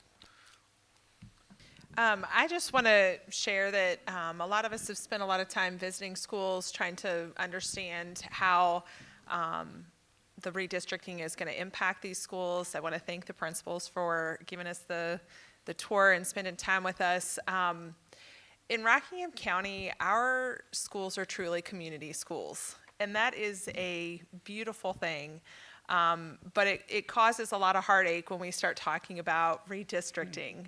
I talked to a neighbor who told me, hey, in Northern Virginia where he grew up, he would just get they would just get an email that said, hey, you're being redistricted, and that was it. The next year you were just at another school. And they just didn't think too much of it. And in a lot of ways, that's just really sad because it tells me they don't have community built within their schools. And so here in Rockingham County, one of the beautiful things is that our communities, our families, our parents, our businesses, they are invested deeply in the community schools that we have. And that does create a little bit of heartache when you have to say goodbye to one school and go to another. And what I have heard over and over, you hear from Cub Run, oh, we don't, parents, they don't want to leave Cub Run and go to Lacey, but the Lacey parents, they don't want to leave Lacey Springs and go to Linville-Edom. And the Linville-Edom parents are like, it's great over here, And so what I really am saying is like, no matter where your kids are going to go in Rockingham County, they're going to be okay. They're going to be more than okay. The principals that I've talked to are beyond excited to have new students coming into their buildings. There's a lot of potential and opportunity that comes with changes like that. And I think could be a really exciting time for our kids. So I know these are some of these decisions that school boards, these can be challenging decisions for school boards when you talk about redistricting, but I think in this case, you're really, if you have to change schools, you're changing schools for another awesome school, so. Thank you, Mrs. Hurst. Thank you for those comments. And Mrs. Cave, I'll go with you next. I would just echo what Mrs. Hurst said about your kids are going to be okay wherever they go. This mama's heart, when I think about kids having to move schools, man, I'm just like, oh my, this wasn't an issue when we were in school. Like, there was no such thing as redistricting, and I couldn't have imagined being anywhere but, Elkton Middle being an Elkton Elk. And, but I think kids are more resilient than what we give them credit for, and I think sometimes it's harder for us as adults than it is for them as children. And I would just encourage parents of the children that are being moved, specifically when I spoke with Miss Tammy May at Lacey Springs, she said, she was talking about how some of the children that were going to be coming back from Cub Run had previously went to Lacey Springs or, the people that lived in those areas. And her words really were, come home. She was like, come home. We want you to come home. She's so very excited to get those kids. And I don't know who over here is, in that area, but hopefully there will be people watching because I do really believe that they're going to be okay. In my little box of a mind, when I thought that Elkton Elementary was just the best school ever, we just have excellent schools all over this county. I mean, the atmospheres are great, and I'm proud to serve in a county where we have such great schools. So I do really think that they'll be okay. And also, one of the things that really brought about us looking into this more than just saying okay, because this was something that was just sort of left by the previous board. And I think after the election, it weighed very heavily upon us through November and December because we thought, oh no, they're going to delay this thing and we're going to have to pick it up. And, but it has been such a blessing to get educated on the matter before we made the decision. One of the things that came up when Miss Hurst, we were looking at the map of Audubon, we really wanted to make sure, she's like, I'm not sure that, that could be a classroom. Was that counted? And so we even looked at things like, did the person that did the counting of the classrooms really know that they were classrooms? And that was one of the things that prompted us to go to the schools to make sure that what we were counting was as accurate as it possibly could be. But so we've invested a lot of time and work into it. That's why it didn't happen at the first meeting or in some special meeting prior to now, is because we wanted to make sure that we were doing the best and the right thing. So the only thing, I think it was mentioned, I just wanted to ask you, with regards to high school students, Are there trips planned for the high school students to get, like in Spotswood, to get to visit Broadway? Because, I mean, you know, I was a trailblazer in ninth grade, and I couldn't imagine being moved to Broadway. But I think no offense. We don't get offended up here, right? And now my kids are Right. I'm with you, Jeff. But it's part of the community thing that Ms. Hurst was talking about, this community pride, and I love it. But is there anything you could tell us about that? Because I think that would be great if they could do that. As I mentioned earlier, the two middle school principals and high school principals are meeting, I think, tomorrow to begin talking about what this will look like, but planning trips for visits to take, you know, the students from Spotswood to Broadway and from Montevideo to Hilliard and from, you know, Cub Run to Lacey. And I think, you know, I talked to Ms. March this morning. I think, you know, Dr. May is planning to visit to Cub Run. So they're having conversations about making sure these students and families feel welcome. And again, you've all kind of stated this. All of them are great schools, right? And, you know, the kids will do great things at these new schools, and they'll make new friends, and it's really and truly, I like to look at it as an opportunity for them. So yeah, those things, I don't have all the details of those things. I'll be happy to bring back and share at a later point, you know, actually what has transpired, but I know our principals are anxious to get started in this work. All right, that's all. Thank you, Mrs. Cave. Mrs. Burgoyne? I just had one question that was brought to me by a parent. Do we have any just ballpark expectations of bus routes changing for students who get on and have a 5-minute bus ride to school, or I'm sorry, or I have a 20-minute bus ride home, now it's projected to be 45 minutes? I mean, obviously I know some of the students may not end up actually going, or, you know, maybe there's a family, but that was a concern brought to me by a parent. Hey, we've got a 5-minute bus ride right now. Are we looking at, you know, it's going to be 30 minutes now? So I'll kind of say two things. One, not just to say it depends, right? But if you're talking about students who are moving from, let's say, Lacey to Linville, it's probably going to be insignificant, right? Because those schools are pretty close geographically. There could be some longer routes, maybe thinking about students. It depends on where you live, maybe who were, you know, originally slated to go to, you know, they're at Mountain View, now they're going to Audubon. It could be shorter for them, right? So it really, and not to just say it depends, but it really does matter on where the student lives and what direction they're going. But also, the second piece I want to say is we relied heavily on the transportation department to work on these redistricting lines.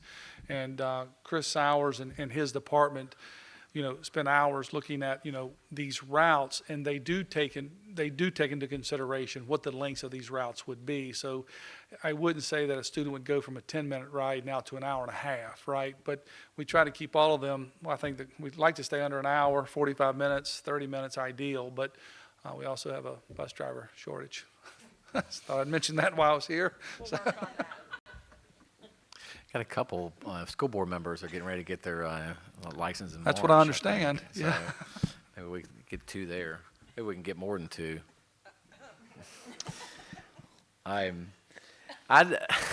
just want to say, this has been it's been a good process. It's been a tough process. We've been talking about it for a long time on the board before our new board members came on here.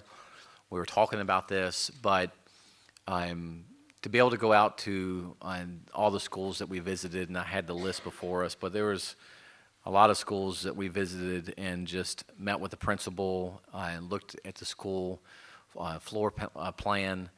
Got tons of emails from concerned teachers at Cub Run, and on both sides, they're going to miss. I'll just say this too about, you know, the children that are moving out of Cub Run. They're really going to miss those kids that are there. It's not like they're like having a big party that they're leaving. They grow relationships with these children, so it's really going to be tough on them to not see them next year.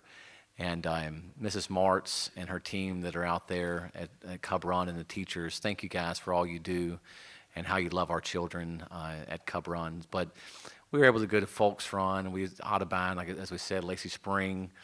And when Ms. Cave made her comment earlier about she said quite, not quiet, about Mrs. May. So if you were in the audience, you're like, quiet? She's not quiet. She's very excited to be getting her kids that she's going to be receiving there. And so thank you to Chris Sowers as well for all the time that he put in. Chris Sowers and Travis Weeks, they're actually driving school buses for us. That's our director of transportation and our supervisor of transportation. And this is beyond their job title. So this isn't something that was in their job title that said you're going to drive a bus. They're driving a bus every morning and every evening. They're sharing a route for my kids in District 3 and parents. So I just wanted to publicly say thank you again. Your work, it's not unnoticed. It goes noticed tonight and throughout the past couple of weeks. So thank you so much for presenting to the board at our special board meeting, and for Caitlin Gilkison of planning all this and getting that out. Thank you so much for that, and thank you for your patience with the new board and me as we go throughout this process and learning different things as well. But this has been a good last couple of weeks of just really digging in and looking at this. So with all that said tonight, with this motion that is on the floor, all those who are in favor say yes. Yes. All those opposed say no. Motion passes 5-0. Thank you, Dr. Shiflett.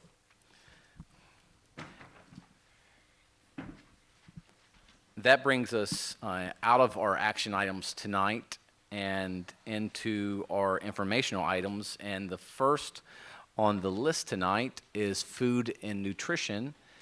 And Jennifer Williams, supervisor, will be bringing us a presentation. Thank you so much for coming tonight. Yeah.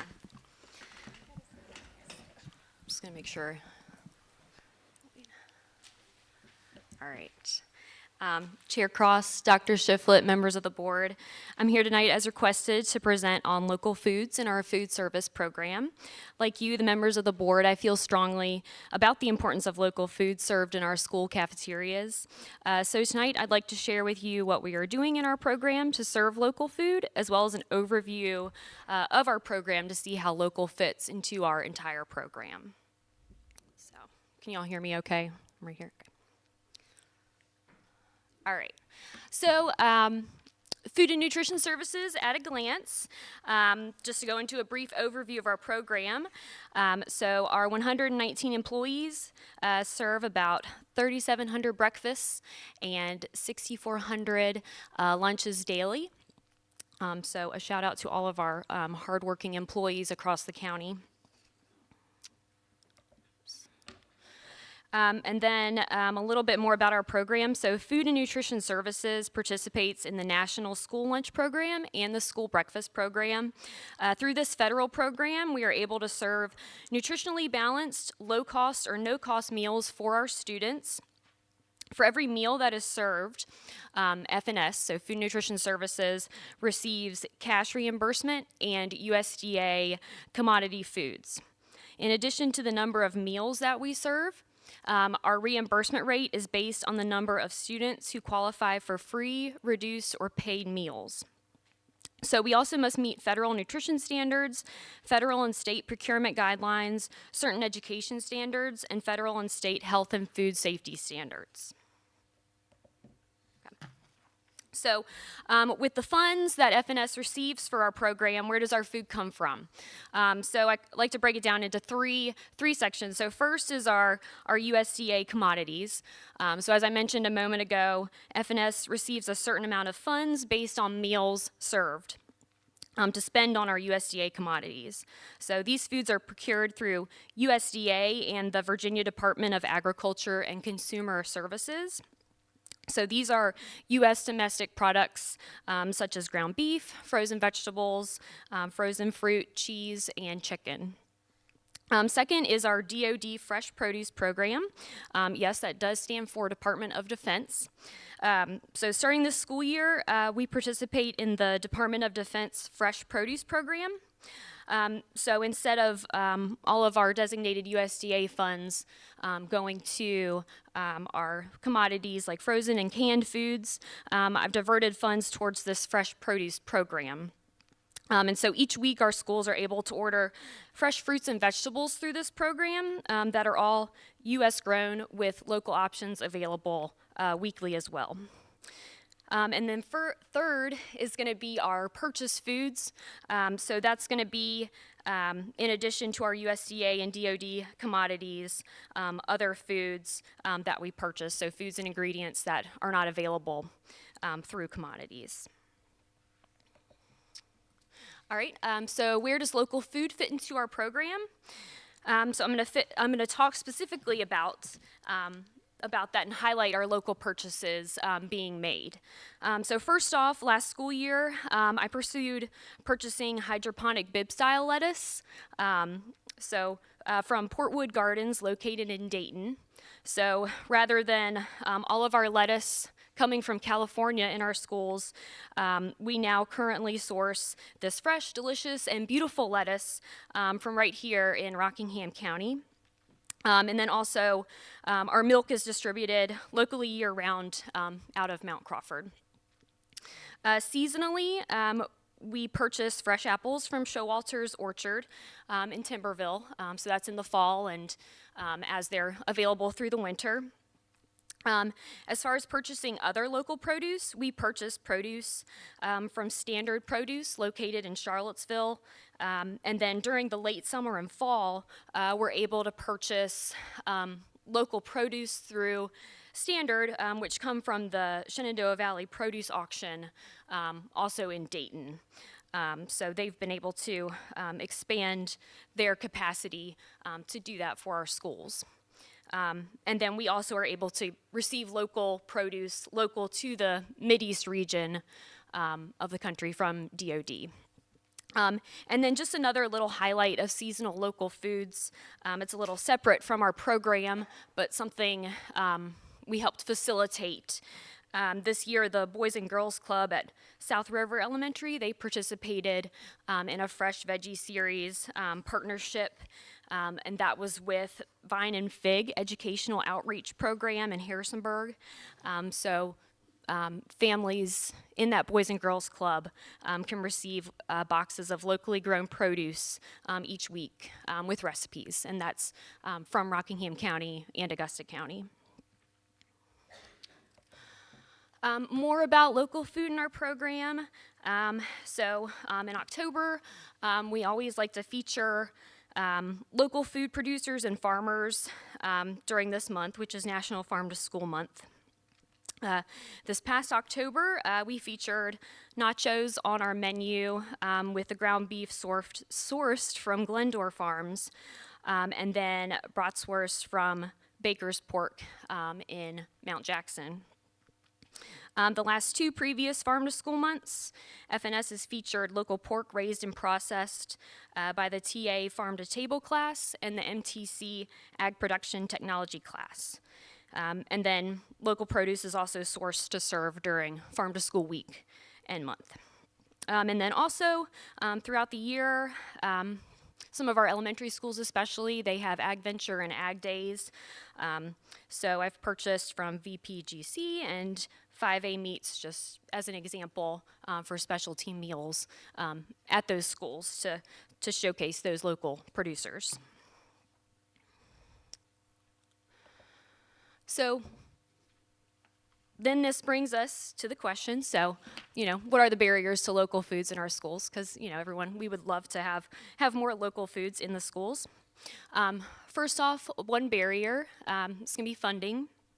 So our FNS program, it's a self-sustaining program, a self-sustaining budget with expenses, including all staff and benefits covered by federal reimbursements and cafeteria sales. School meal programs have always operated on extremely tight budgets. So when we receive funding to put towards USDA commodities, it makes sense for our budget to put funding towards those higher priced items like proteins, especially during these past couple of years with supply chain difficulties and high inflation, as if you've gone to the grocery store. Cost, again, along the same lines as funding.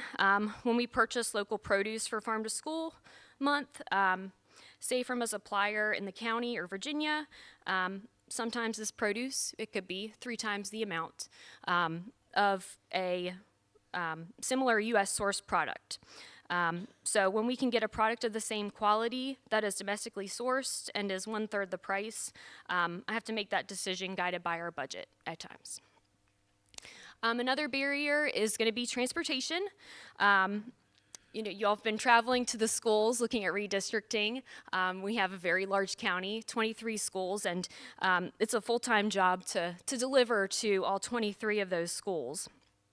And so when we purchase, from a small local farm, they don't have the capacity always to deliver to all of our 23 schools. And then Food and Nutrition Services doesn't have the capacity to deliver to all the schools. So, for example, I've picked up turkey myself from VPGC on Raleigh Pike. When we served beef from Glendore Farms, it took a wide range of volunteers, including transportation and maintenance staff, and myself to coordinate logistics of distribution to all schools. Another barrier, staffing.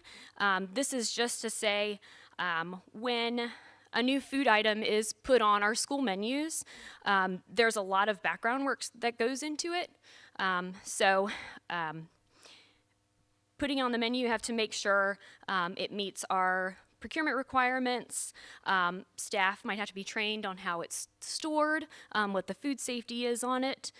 For example, when we received the new hydroponic lettuce, it's little things like knowing how many cases to order to feed, your school for 2 weeks, how many heads of lettuce it's going to take to make 50 chef's salads.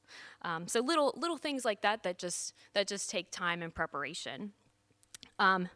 And then the last, procurement regulations, like I stated just a moment ago. So we must source our foods according to certain food quality, food safety standards, price, and local producers just can't always compete with our larger providers when it comes to price.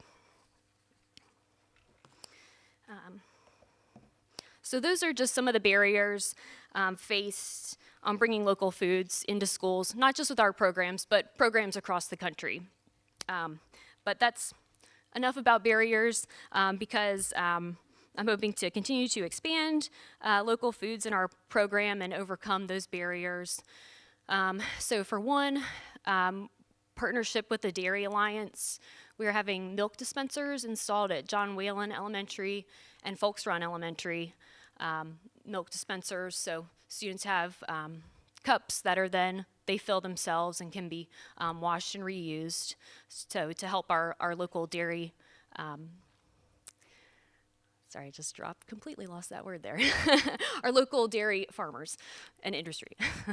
Also continuing participation in the DoD Fresh program with focus on Virginia grown produce. And then also continuing to expand year-round local purchases, including proteins and more vegetables. Because as someone who grew up in Rockingham County in a farming family, I understand that agriculture is a major part of life for many of our students. So I feel it's an opportunity to support those families.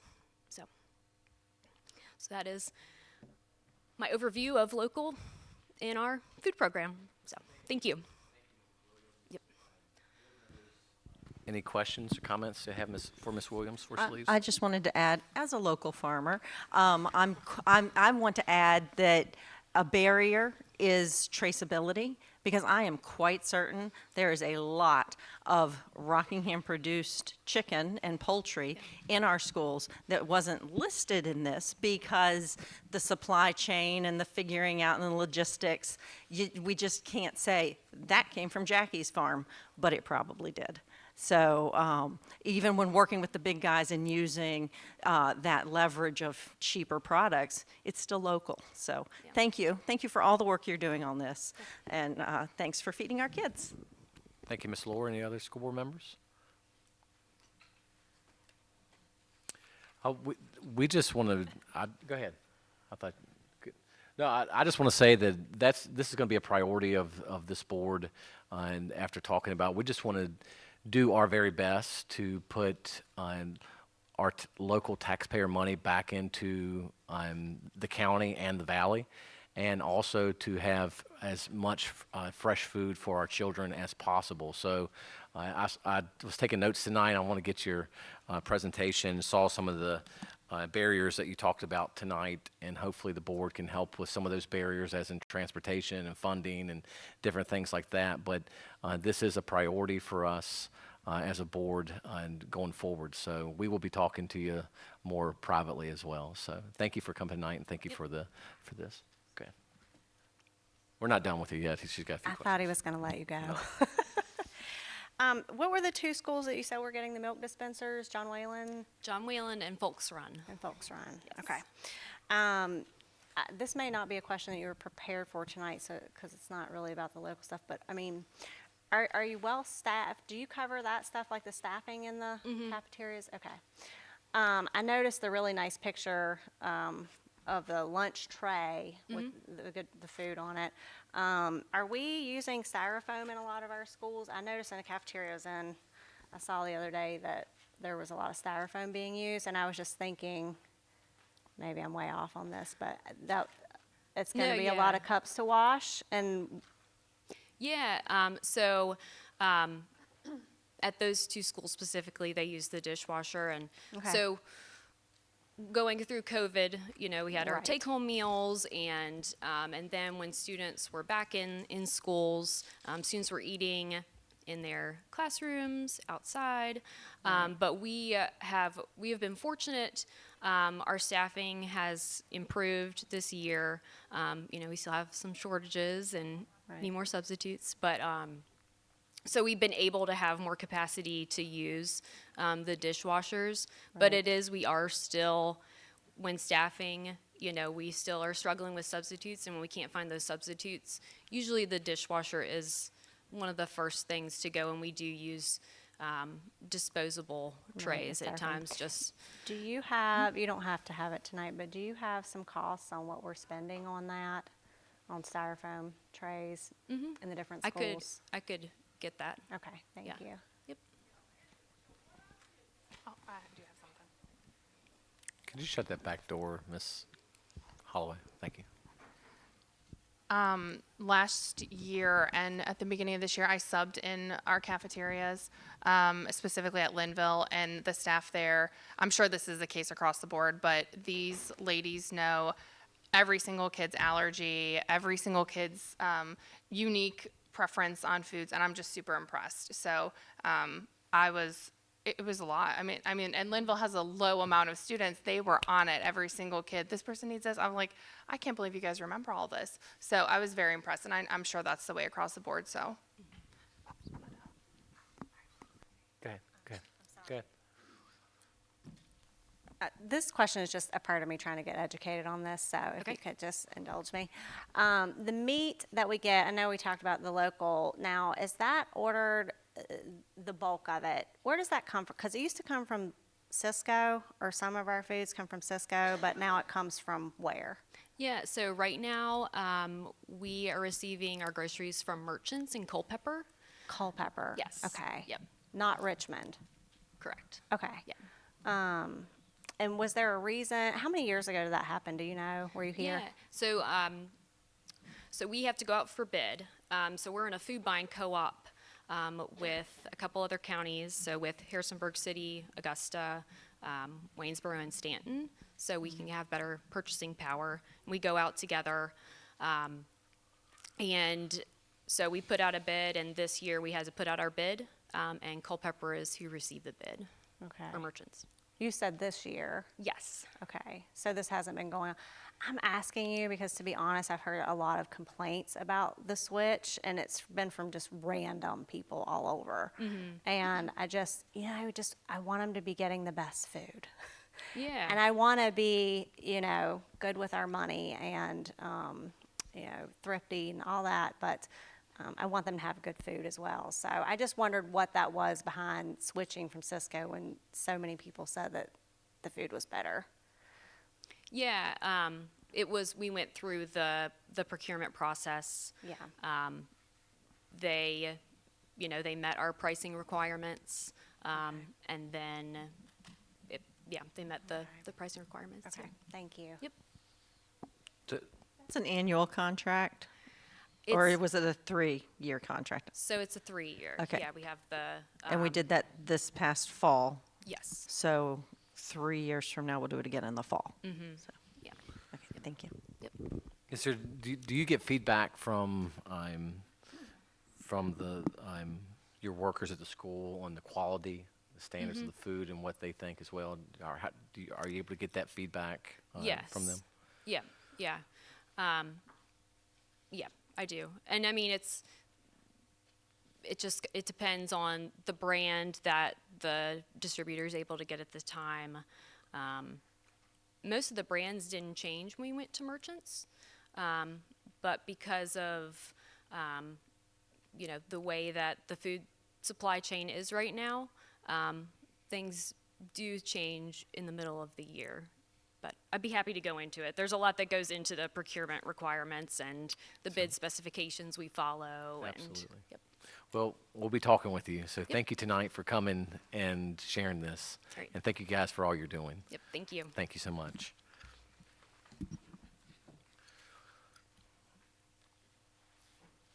Our next on the list, Dr. Alderfer, our student conduct follow-up. Chairman Cross, members of the board, Dr. Shiflett. I am here as a follow-up to the presentation that I had done at the last board meeting about student conduct. At that meeting, there were a number of questions and requests for some follow-up information, which I'll be sharing with you all this evening. One of the things that you had asked for was the data that had been provided for a number of the infractions for years prior to 2017-18. So what we've done is prepared for each of the slides that you had seen at the last meeting. We've now added the 3 years prior, so 14, 15, 15, 16, 16, 17. So I'll go through those. You can see the table is the same table. We just added additional data on there. I'm going to go through them. I'm not going to spend a lot of time talking about them. I will answer questions if you have, but I know you're familiar with the information since you saw it last time, but you can now see the trend data that goes further back. So for this one is the cell phone violations, and you can see the trend data from those first 3 years of the graph on the left. Here, tobacco and nicotine products, again, seeing how that has changed. And as we discussed at the last meeting, really, while some of the numbers have changed, but also the devices, the types of things are quite different, right? So move from really dip tobacco and cigarettes to vaping is really the switch there. The numbers have increased as well. Classroom disruptions, you can see here as well. Disrespect and defiance, and you can see here there has been sort of a trend moving up over the course of that period of time. Physical altercations, again, I had discussed this at the last meeting about sort of minor altercations that really weren't resulting in kind of a major issue or an injury or typically even a suspension, maybe a pushing or a slapping or something along those lines. And then on the bottom, more major infractions, those are what we would describe really as a fight, right? Whenever it was much more serious. Obscene language and gestures. And then policy violations, and you can see here again for the drugs and alcohols, the top line, the orange line, and then weapons on the bottom. And again, I had highlighted at the last meeting about that significant jump in for drugs and alcohol to this past year, and that really was a direct correlation to the use of vape and THC being able to be a part of that. Incidents resulting in out-of-school suspension, again, you can see that is fairly consistent over the years. And then discipline hearings. Again, this is, you have a hearing officer. In the earlier years of this, there would have been actually a discipline committee, a 3-person committee that would have heard discipline cases, and that was changed over to a couple of hearing officers. I'm not sure what year, maybe 18, 19, somewhere around there, where that was changed. And then the bottom, you can see where that's school board hearings for possible expulsion. One of the other pieces that was requested information was about the number of incidents of BASE in the middle and high schools. And you'll see here, but I do want to just highlight, so it's fairly consistent. Up until 2021, there was only BASE, or sometimes it was called BIP at the time. Actually, it's a similar type of program in the middle schools, and then Broadway High School also had it. They actually staffed that through, they had duty periods for teachers that went and rotated through that. In 2021, we added a BASE instructor or BASE person supervisor in each of the high schools. So when you see that number jump, that's not necessarily due to additional instances where we would assign kids to that. Let's say that looks like a significant jump, but we have 3 more programs. Okay, just to provide some context for that. One of the other things that was asked was about policies, sort of a review of the discipline policies that we have, and in particular, which ones of our policies have a specific consequence for an infraction. And so here's a listing of the policies that relate to specific discipline incidents in our schools. So JFC is sort of the mother of all of these policies. It's the student conduct. It oversees or over all of the misconduct that happens in schools. And then you have some more specific types of policies that relate to more kind of typically more challenging or serious infractions. So student conducts on buses, gang activity, alcohol and drugs, tobacco products, nicotine, vapor products, dress code. So here are a couple of the ones that actually do have some specific consequences that go along with them. So drugs and alcohol, this was a policy that was changed by the board in November of 2022. You can see that the first offense was 10 days of base BIP, and then there's also, as we discussed last time, 90 days of poor school standing. There's also substance abuse education that students can go through or need to go through if they want to get out of poor school standing. The second offense is 10 days of out-of-school suspension and referral to the hearing officer. And the third offense is 10 days of OSS, out-of-school suspension, and referral to the school board for possible expulsion. As it relates to tobacco products and nicotine vapor products, the first offense is 3 days of base. The second offense is 5 days of base. And then a third offense is 10 days of base, OSS, or referral to hearing officers. So we have multiple instances of that. For dress code, warning, change of clothes, and parent notification for the first offense. For the second offense, a day of base, change of clothes, parent notification, and then for the third offense, 3 days of base, OSS, potentially. That's at the discretion of the principal, and then a change of clothes and parent notification. And then weapons in schools, there's a policy, it's actually in Virginia Code, that if a student has a firearm at school, then it's an automatic hearing before the school board for possible expulsion. And then this is another standard that we use that's actually not in policy anywhere, but it's a consistent practice that we have across our schools, and that is that if there is a fight, and this would be what I had described earlier as a major physical altercation, that there would be anywhere between 3 and 5 days, and could potentially be more than that if it's even more serious. But standard is 3 to 5 days of out-of-school suspension for that type of behavior. I'm happy to answer any questions you have. Where would disrespect, like cussing teachers, fall in line with that? What would be our standard? That's a great question. So I discussed this at the last meeting, but I'll just reiterate it too. So the defiance and disrespect, I mean, I think that was the one that had the most offenses of any, right, of the infractions. And so that spans such a wide range of what the behavior may be. Again, it could be it really, in some ways, is in the eyes of the beholder, right? So just as an example, right, you could have a teacher who's having a conversation with the student and the student rolls their eyes, right? And the teacher finds that to be disrespectful and would write that up. So that'd be one thing, right? Then you could have another, as you described, where a student uses profanity or says something really, nasty to a teacher. The consequences for those two things would be obviously significantly different.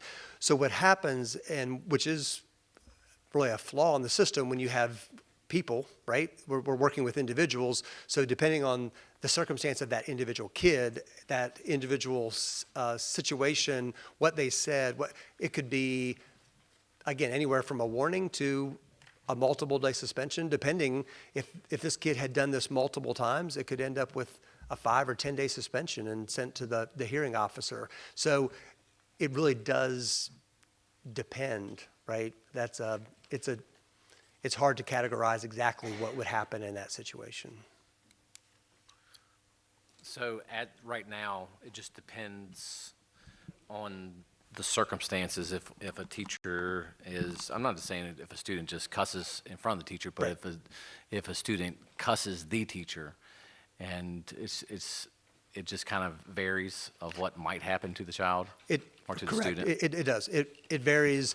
I would expect that would result in some sort of serious consequence, including an out-of-school suspension. But again, there's nothing that's in policy that says this is what's going to happen. Okay. Thank you. That's important to me. So Sure. thanks. Understood. Board members? On the cell phone violations, I feel when I talk to teachers, one of the biggest problems in the classrooms are cell phones. And so when I look at these numbers from 2014, 2015, at 623 cell phone violations, but we've gone down to 399 10 years later, that number seems odd to me when we have really a much bigger problem with cell phones than we had 10 years ago. So do you think these numbers are, there's no way it's went down. So is it just that they're not reporting them as much? We tolerate more? You know what I'm saying? There's no way the number has went down from 623. I mean, we weren't addicted to phones and stuff like that in 2014. I mean, not to the point that we are now.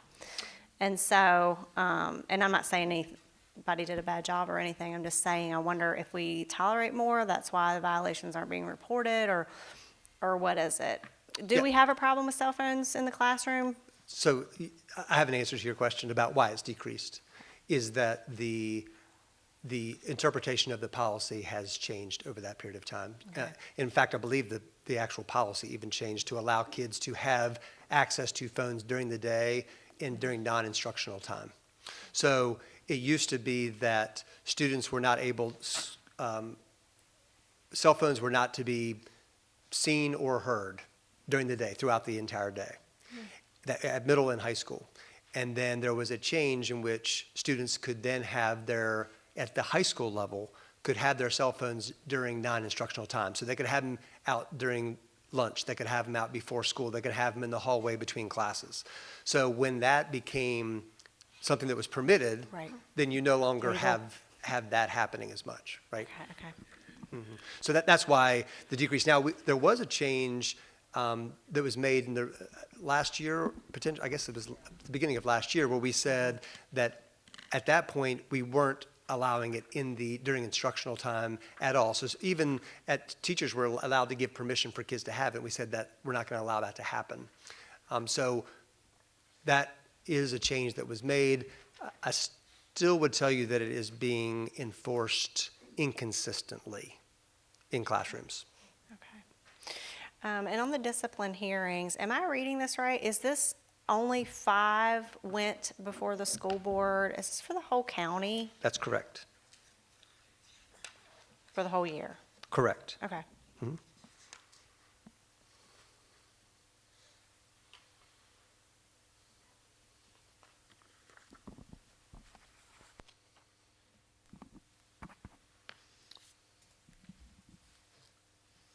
Ms. Berkline, do you have anything?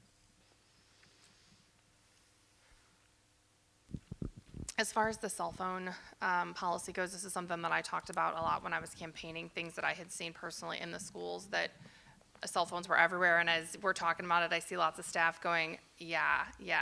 I noticed cell phones were a really big distraction and a really big problem. And while I completely agree that the kids should have them for safety reasons, more students than not had AirPods in and phones in their hands. And I think we need to support our teachers better and our staff better, that shouldn't be the norm, that's just, how it is at school. I saw kids playing Call of Duty, I think, against each other, and that would have never happened when I was in high school. So obviously technology's come a long way, but I definitely think, I want to support you guys better, and, cell phones definitely are a huge distraction from learning, in a sense, disrespectful to your teacher, so. Absolutely. I think that's something we need to look at, for sure. That is on our list to look at as cell phone policy, so thank you for bringing that up again. Ms. Hurst, do you have anything to add? I don't. Okay. Ms. Lohr? Thank you, Dr. Otter, for coming tonight and presenting this, and I'm sure we'll be in touch with you as well and the staff at Central Office. I do want tonight to direct Dr. Shiflett to create a student conduct committee and bring us a list of who may be on that committee for the board's approval at our first February meeting. Be glad to. All right, thank you. Next on our list tonight is Special Education Advisory Committee, and Ms. Amber Ham is here with us to present, along with Mr. Longcourse. Sorry, I don't know your first name.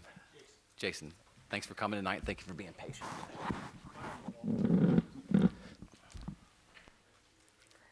As Jason's handing them out, Chair Cross, members of the school board, Dr. Shiflett, thank you for allowing the Special Education Advisory Committee, called SEAC, to come and present the annual report. This is something we try to do each year to give you the voices of our community. This presentation this year is called The Voices of Our Community Because Our Students Matter. CZAC is actually a requirement from the Virginia Department of Education to advise the school board on what's going well and improvements that need to be made. In the booklet, we only have a limited amount of time today, and so we created an annual report to hand to you so you guys could look at it at another time in more detail.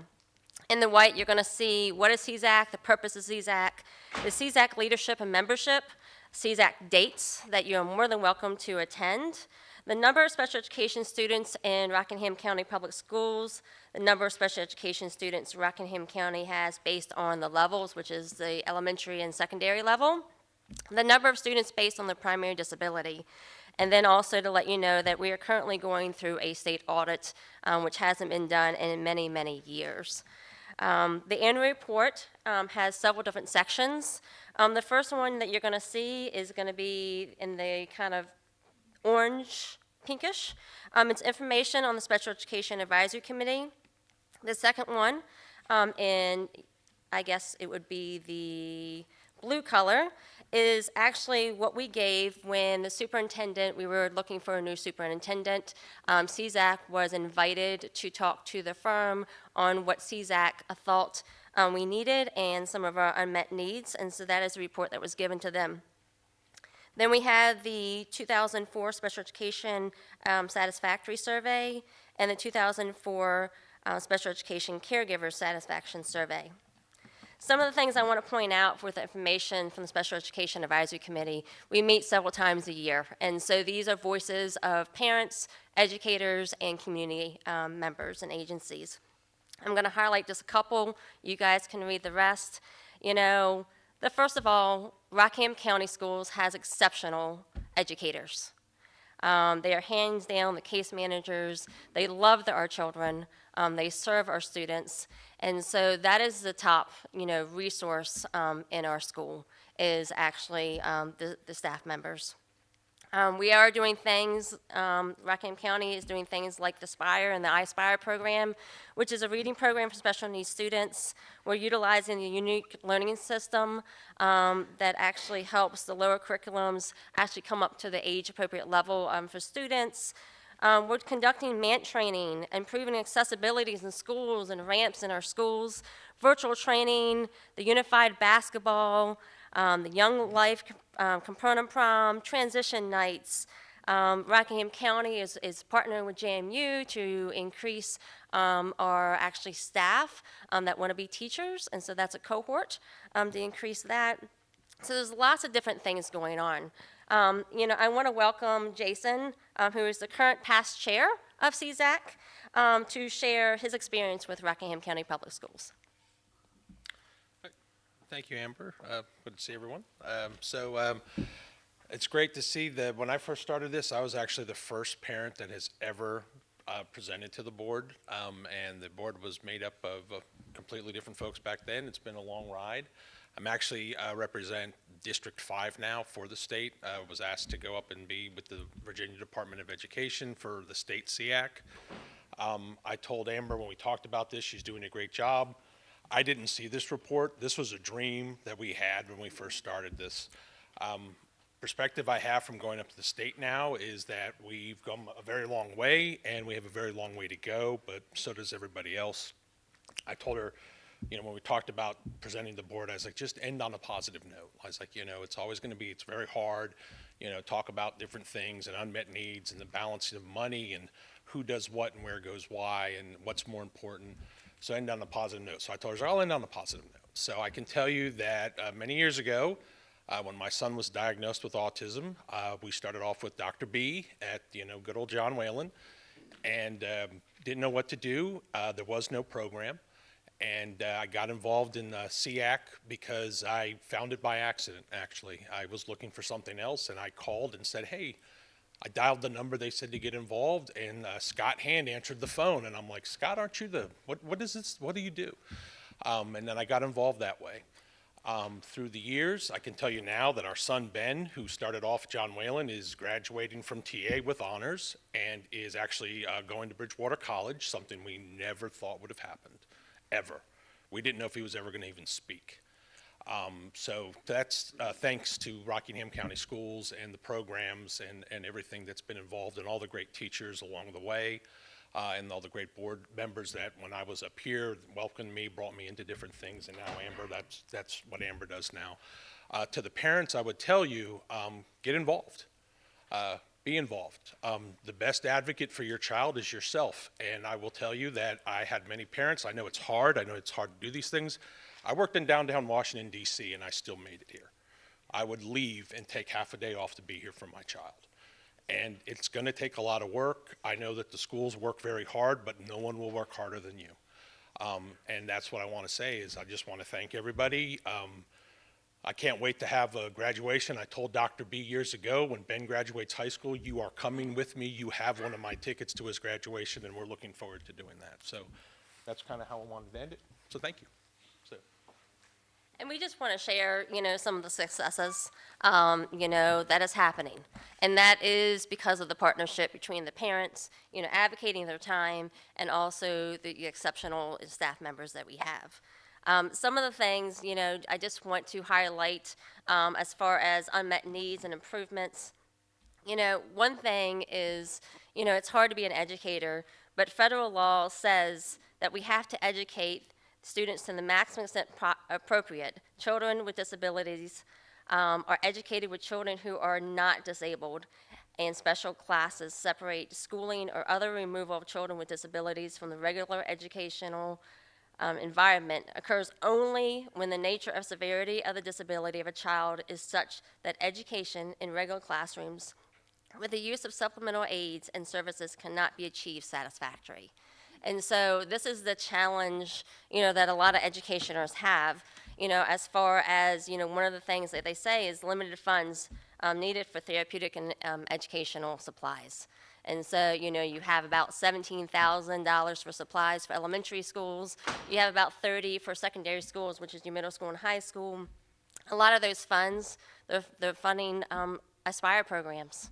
in reading programs, which doesn't leave very much money for supplies. Right now I believe teachers are getting about $150, per classroom. When you go into the schools and you see those little chairs, those little teeny rocking chairs, those are $250. And so they can't even buy a chair, for a child to use to increase the movement. Some of the other things is the lack of staffing. That is things that you're going to see, throughout the report. You're going to see it, when the CSAC has talked about it with the committee. You're going to see it in the educators' report. You're going to see it in the parents' report. It's the lack of staffing, and it's the lack of supplies. Some highlights, for the Special Education Advisory Satisfaction Survey. Does your school provide adequate and equitable services? 46% agree. That means 45%, over 50%, sometimes or disagree. Are you well supported doing your job, working with special needs students? 42% are well supported, while the others sometimes are not supported. And so you're going to see this. This is the voices of educators. This is the voices of, parents when you look at things. Are you considering not considering a job not working with special needs students or plan on leaving the profession of teaching? 24.8% say yes. So these are alarming, when we look at things and we don't provide the supplies and we don't provide the staffing that's necessary to support our students, we're seeing this decrease in staffing and the hardships. Does inclusion as implemented meet the needs of all students? 65.9% say no. So these are things just as you can see. You can see the graphs, you can see the different things. As far as child care satisfaction survey, does your school provide adequate and equitable services and support your child? 54.3% agree. That means 46 sometimes or disagree. Are they comfortable asking questions? This is a positive. 80% of your parents feel supported that they can actually discuss progress of their child.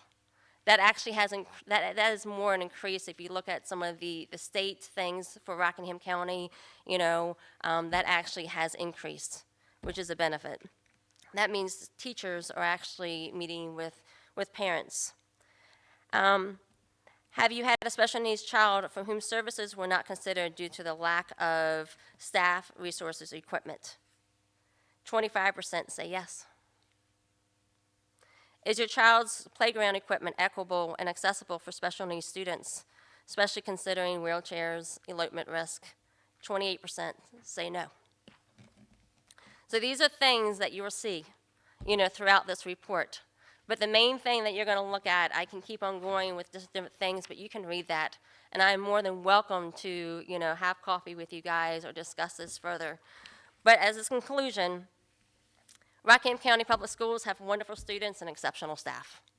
And hands down, this annual report is presented to you guys to hope to bring a better awareness of services to special needs students in our schools in hopes to improve services. Some things to keep in mind. Our numbers of students are increasing. The severity of the disabilities are also growing in demand for more staff. In the 2022 December 1 report, RCPS was serving 1,240 students. In 2023, we were serving 1,416 students. In 1 year, our numbers have grown to include an additional 176 students.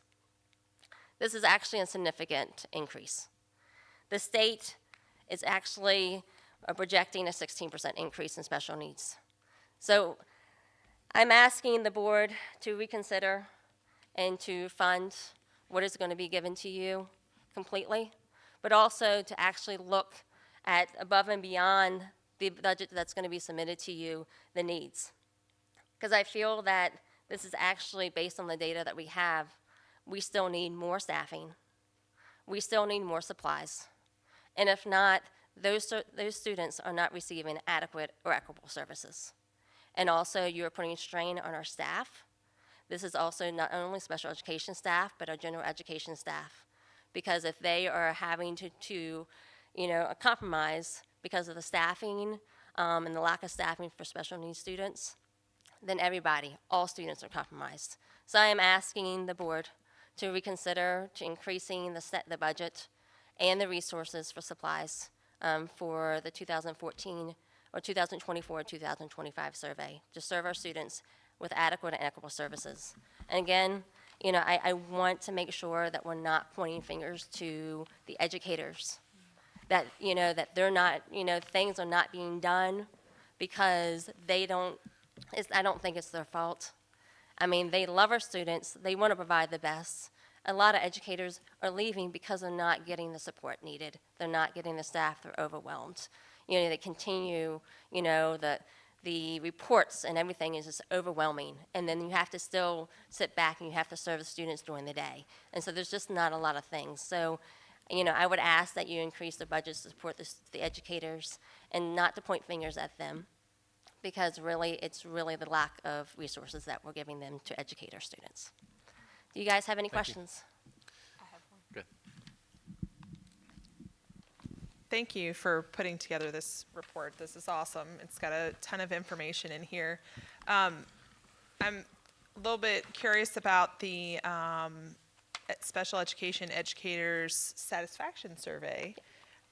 When this is a 2024, can you tell me when you gave this survey? Sure.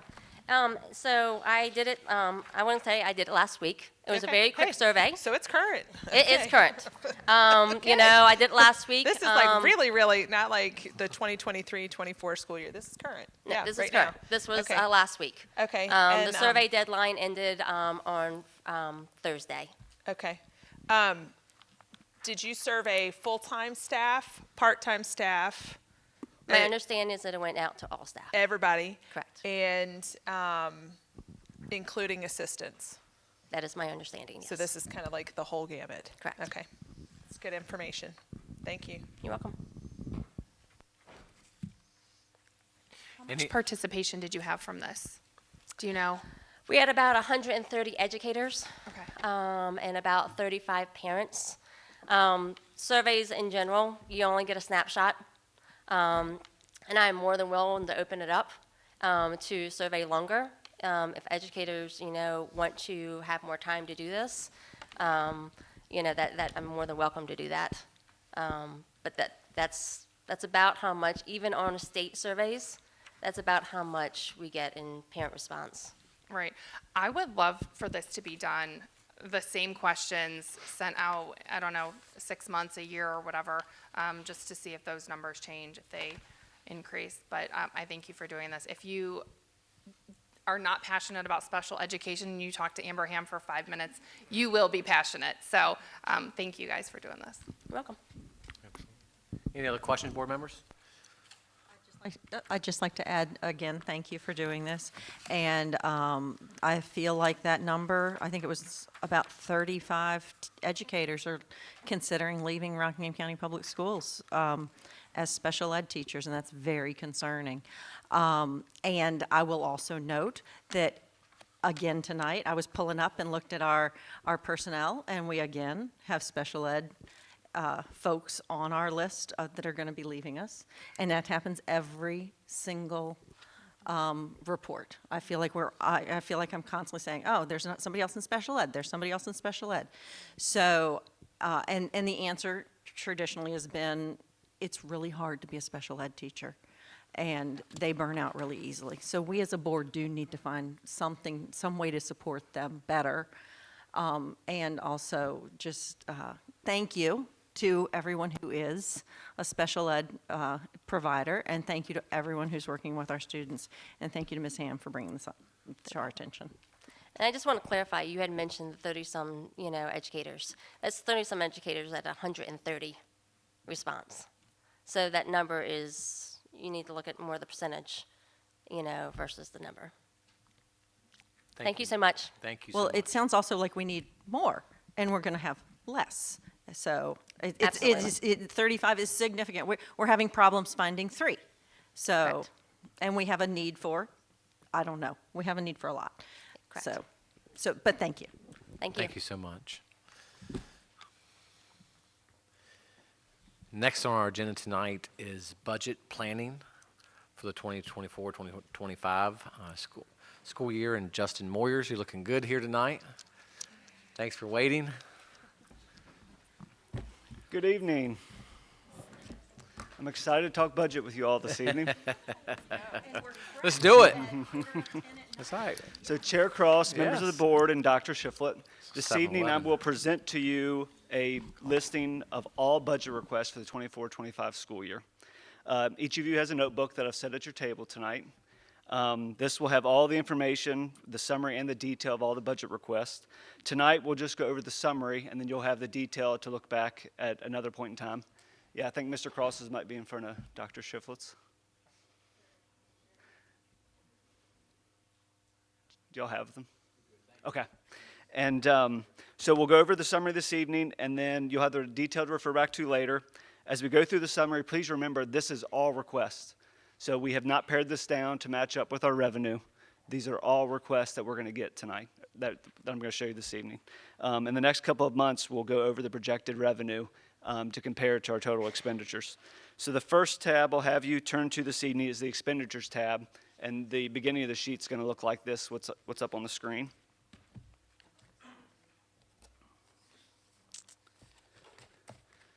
So first, for transportation, they've asked for an increase of $549,000. Most of this consists of an increase in fuel prices that we expect for next year as a comparison to last year.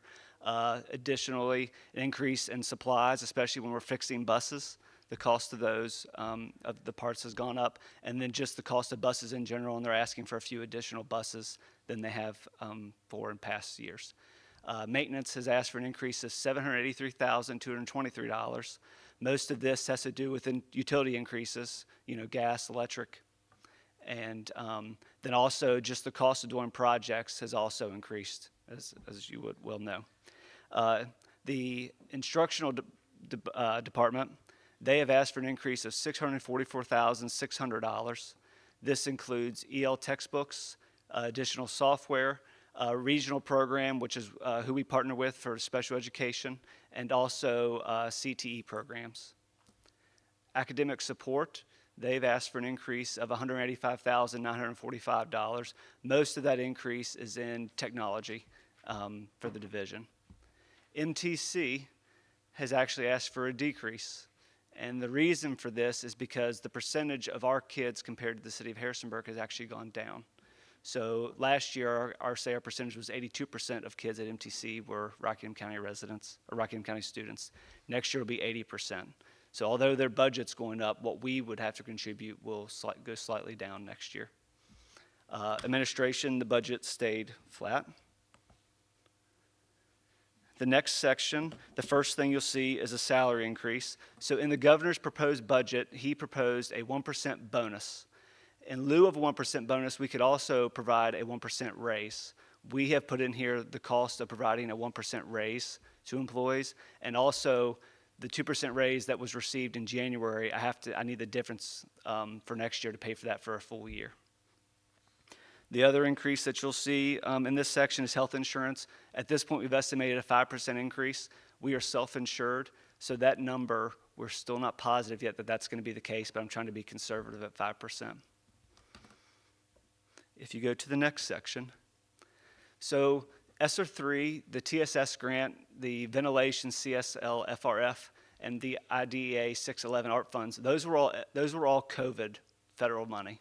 That money is all ending, and so we will no longer be requesting funds to be spent there next year. The last section you'll see are division proposals and personnel requests. In your binder, you'll have a list of every single one of these personnel requests, but this is salary and benefits for each one of those. That was made by all schools as well as all departments. And then the division proposals, if you flip in your binder towards the back, there is a proposals section. And it is the last section in your binder, or second to last.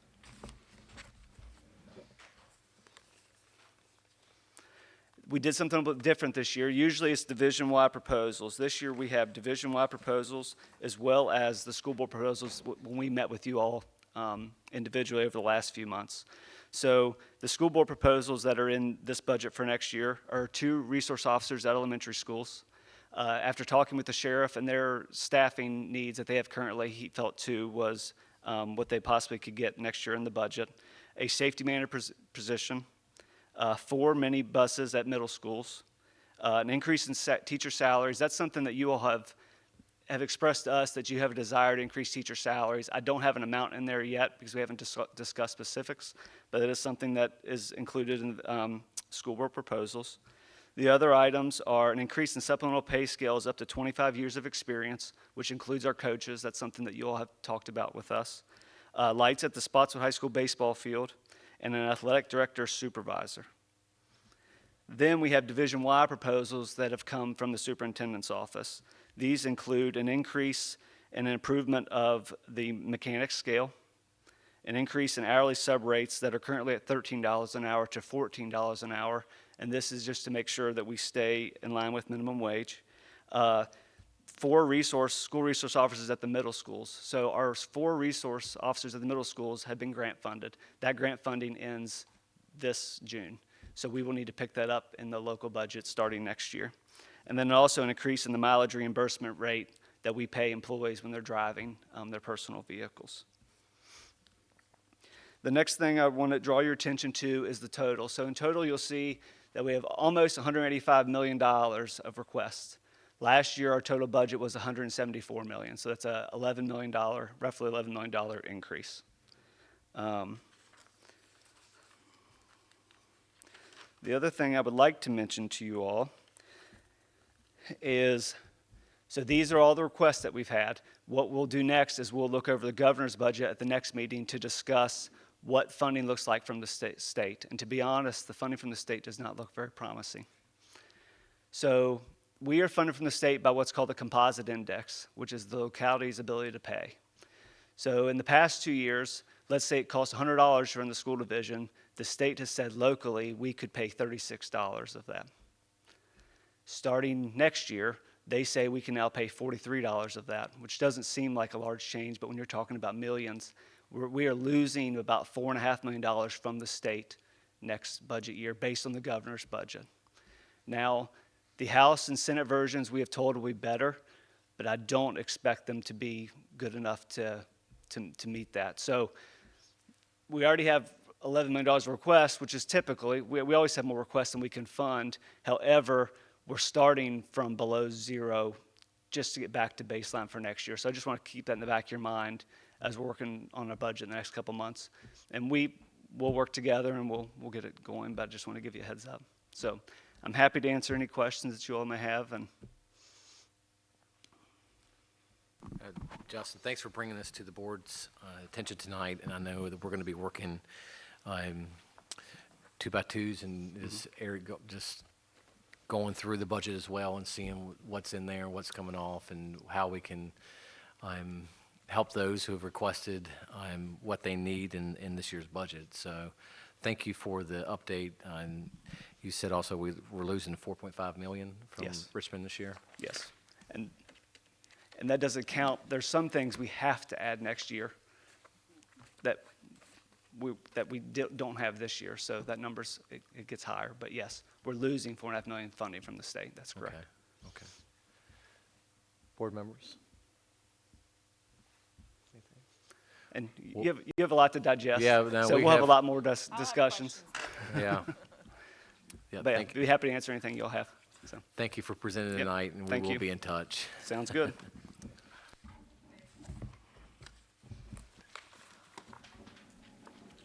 Next on the information item tonight, Ms. Abernathy will be presenting the 2024-2025 school calendar draft.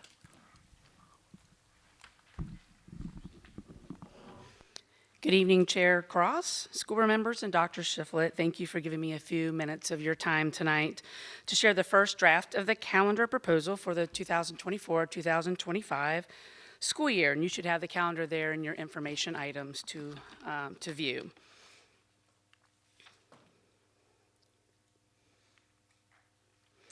First, I just want to spend a couple of moments. I think I went, oops, I'm going the wrong way here.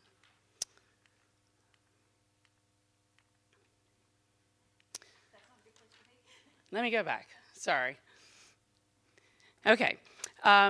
First, I just wanted to share the process of how we came up with our proposed calendar. We established a committee. We had 12 members, and those members are teachers representing all 3 levels of elementary, middle, and high. We had 2 parents on the committee, innovation team members, building administrators that represented, again, all 3 levels, and a county office administrator or supervisor in our office. It's important to note that we did make a concerted effort to make sure that all attendance areas of the school division were represented on this committee. Also in this process, we started in November by establishing the committee. In December, a survey went out to all families and staff. You may have seen that survey come to you. The survey was not based off of a calendar proposal at that point in time. Basically, it was just based off of our current school year calendar.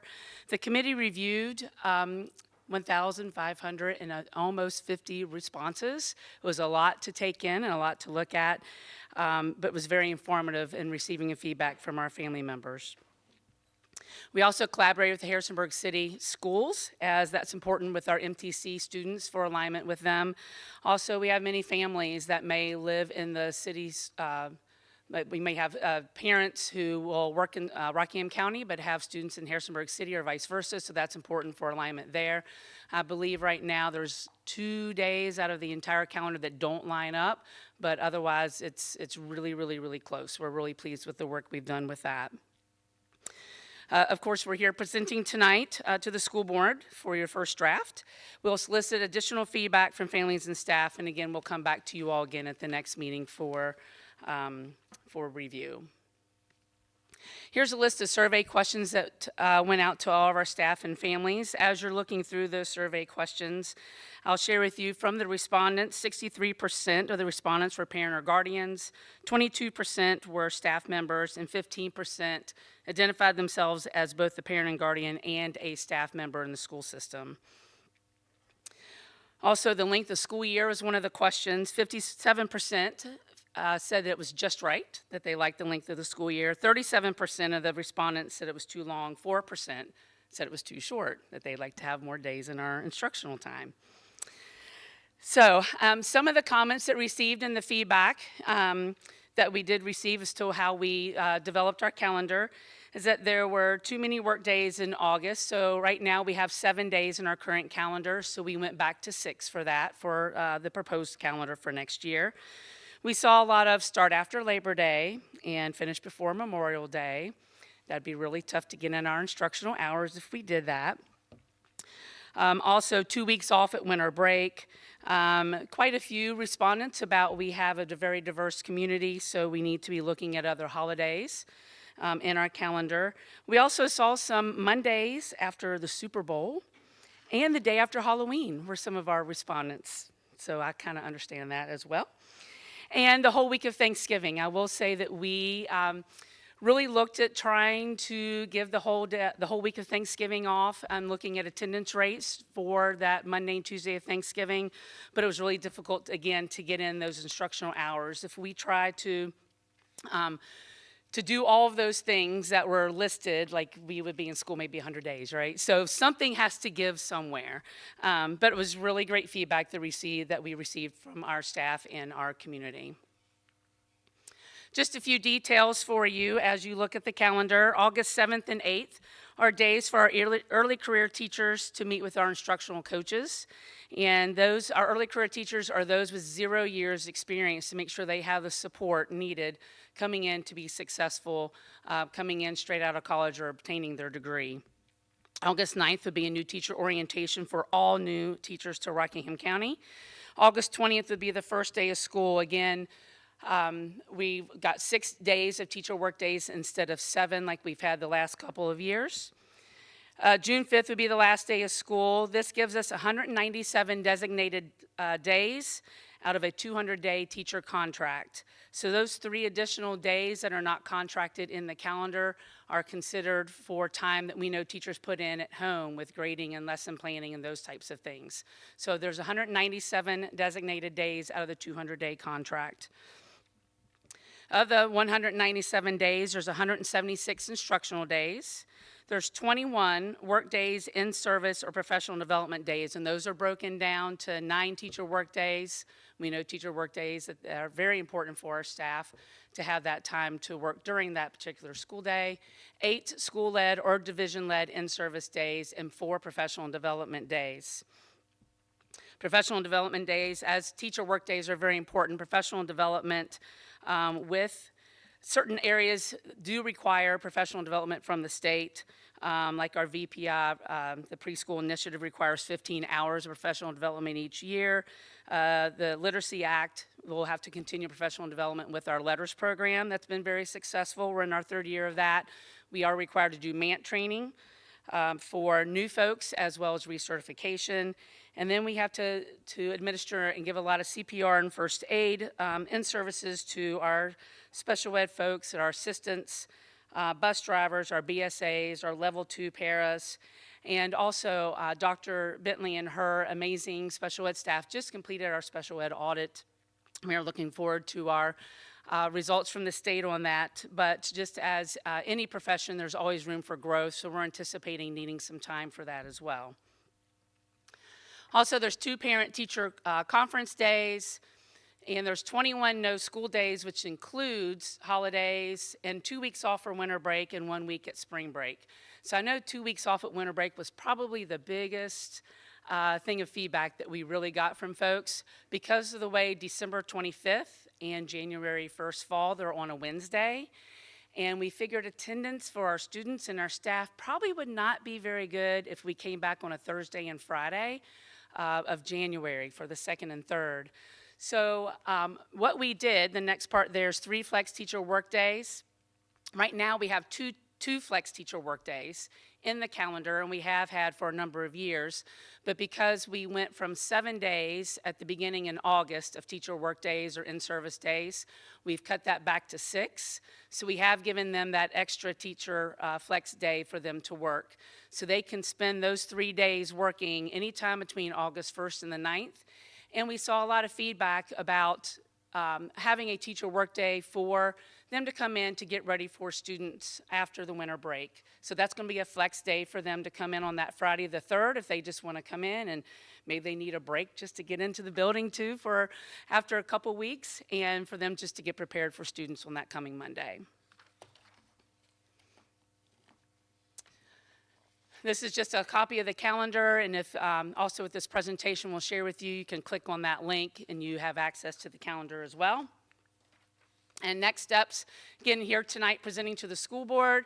The 23rd to the 29th, we'll solicit feedback of this calendar with families and staff, so we'll be sending that out tomorrow.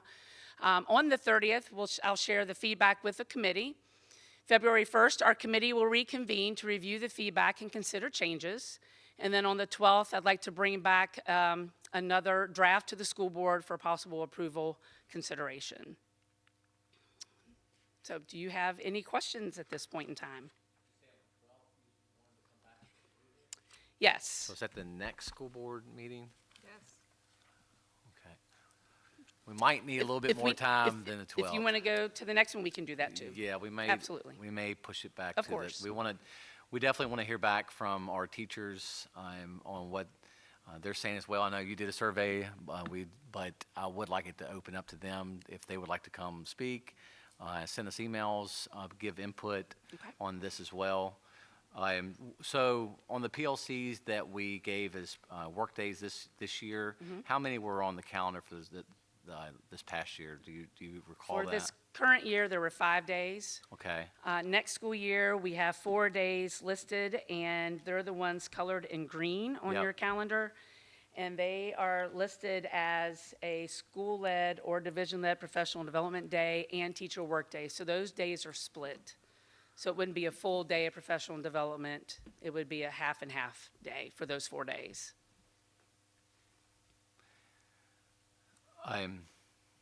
Any discussion on that before I have one more question? I do. One thing that was brought to our attention was that they loved having that day after winter break to have to themselves. And a teacher did request if we could consider that when they return from spring break as well, having a day, if we could move that so they could get back into the schools without students and then have them return.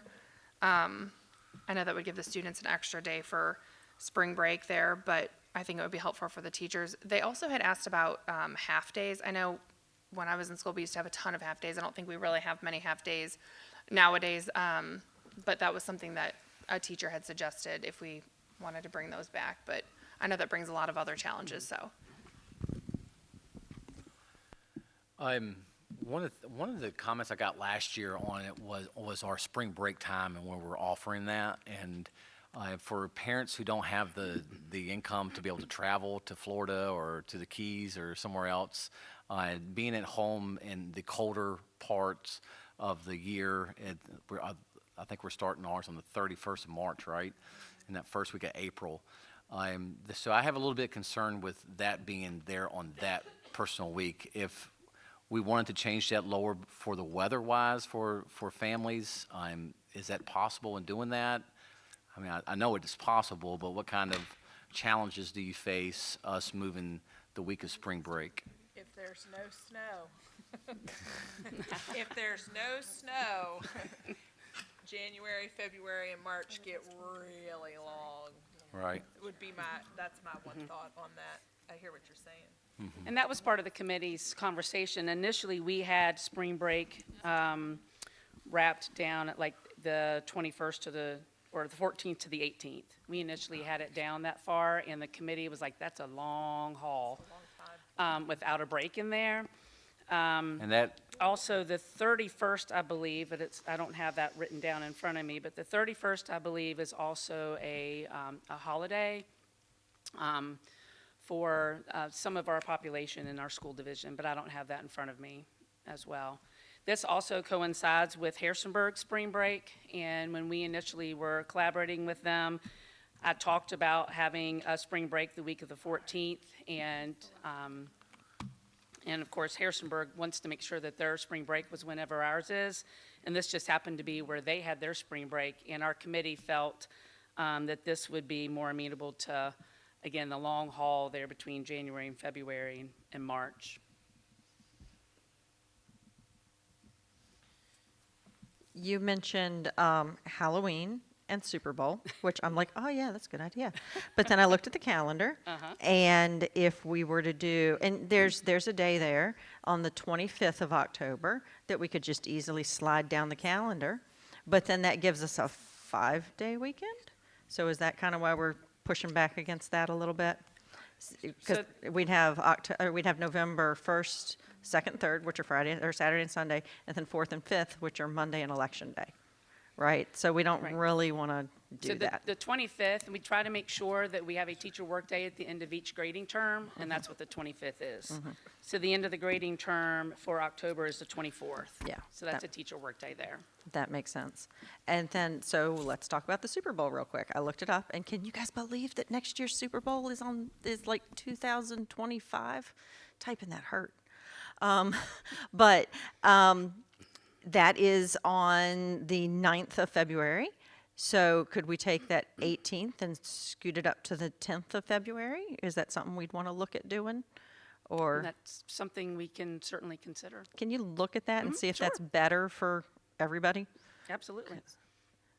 Since they specifically mentioned Halloween, which, yeah, that's not going to work, but Super Bowl, maybe it does work.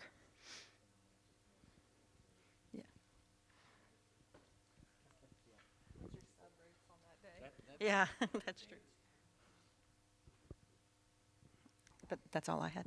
Oh, well, let me do mention, just to be completely above board, the Rockingham County Fair is the 11th through the 16th. So we are starting Tuesday. I'd like to start Thursday, but we've had that conversation. And it's so weird not having this conversation with you, Dr. Shiflett. But thank you so much, Ms. Abernathy, for being here. Absolutely. But yeah, so we start after the Rockingham County Fair. So that's always good to know.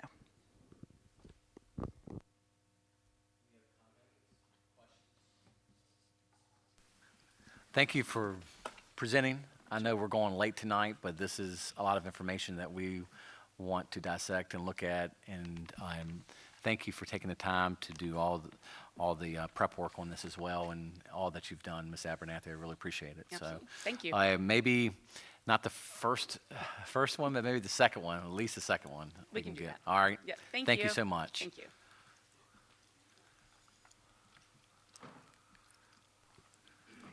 Policy revisions.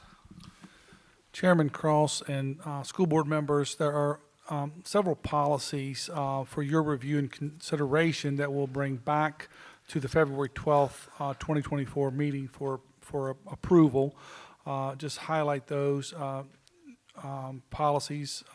JFHB, privacy, dignity, and respect for students and parents. AD, educational philosophy. JB, equal educational opportunities. BDDH, public participation in school board meetings. And JOA, access to students and student records. Some of these policies, as you guys approved the model policies at your last meeting, we had conversations about making sure other parts of our policies were aligned with the model policies, and that's what most of these address. Now, BDDH is about public participation in school board meetings. So I'm just bringing these to you again for information for you to review and to consider, and then we'll bring them back at the February 12th meeting for action. Thank you, Dr. Shiflett. Any questions or comments on that, board members? All right. And we'll go into our last one, school safety and security coordinator. And I believe you have that, Dr. Shiflett. Yes, I have provided for you a draft job description for a potential school safety and security coordinator. Again, for you to review, look at, and then maybe possibly bring it back at our next meeting for approval. And if we wanted to think about moving forward to getting this position secured this year. I know it was mentioned during the budget presentation as part of next year's addition from the division proposal, and I think even from the school board, is to have this safety manager coordinator. So this is, again, thank Dr. Amy Painter for working on this from the HR department to put this together for us. And again, call me, text me, email me, whatever. We can talk about this as far as, things you'd like to see us add, tweak, or change. Awesome. This is one thing I'm real excited about, and really is a dream come true as I sat there as a resource officer in my office, and thought about ways to improve school safety, and seeing the report from Governor Bob McDonald in 2010 after the Sandy Hook shooting in Newtown, Connecticut. They put together a school safety task force, and on that task force, one of the things they listed high up on that was a school safety coordinator. And some school divisions throughout the state, they hired someone with a law enforcement background to take over those very important positions inside the school. Other divisions like ours put the responsibility on our transportation director and supervisor. So although they have done a great job in what they've been handed, we do want to take that off of their plate and allow them to deal directly with transportation and have someone in as safeguards for our children and for our staff. So this is just a extra protection and layer of protection. It's okay. What was that, AC/DC? But it took me back to the days. So I'm excited about this one, and and so thank you for bringing this to the board tonight. I do want to recognize there's probably no more students that are left in here as I look out. Most of you look older than high school students. If you are a high school student, thank you for coming tonight. We will sign your sheets here at the end of the meeting. But we do have reason to go into closed session tonight, and I will entertain a motion by the board to go into closed session. I move that the board enter a closed meeting to discuss and consider the following pursuant to the provisions of the Virginia Code Section 2.2-3711. One, personnel, specific public officers, appointees, or employees for the purpose of considering such individuals' assignment, appointment, promotion, performance, demotion, salaries, disciplining, or resignation. A2, one or more particular students specifically related to discipline that would involve disclosure of information contained in scholastic record concerning a student. And A8, consultation with legal counsel employed or retained by the school board specifically regarding legal matters, including policy considerations requiring the provision of legal advice by such counsel. Thank you, Ms. Hurst. Do I hear a second? Second. Thank you, Mrs. Lord. Do any comments or questions? Just for the room, in case you saw me lean over and look. Yeah, we have a lot to do yet tonight. So let's wrap this up and y'all Yeah. have a safe trip home and pray for us. Yeah, we're skipping. Apologize. I skipped over whether it was on purpose or by mistake, but we school board comments. So I think we've commented throughout the night. My Chromebook says that it's going to shut down in 4 hours, so we got to roll this on. Thank you, Mrs. Holloway, for having us here tonight. Thank you to our deputies and SROs that were here tonight as well. And thank you to the public for coming out. And thank you to our school personnel for staying out late. And you can come in late tomorrow. I'm sure, Dr. Shiflett said that was okay. All those in favor of going into closed session say yes. Yes. All opposed, no. Motion passes 5-0. Thank you.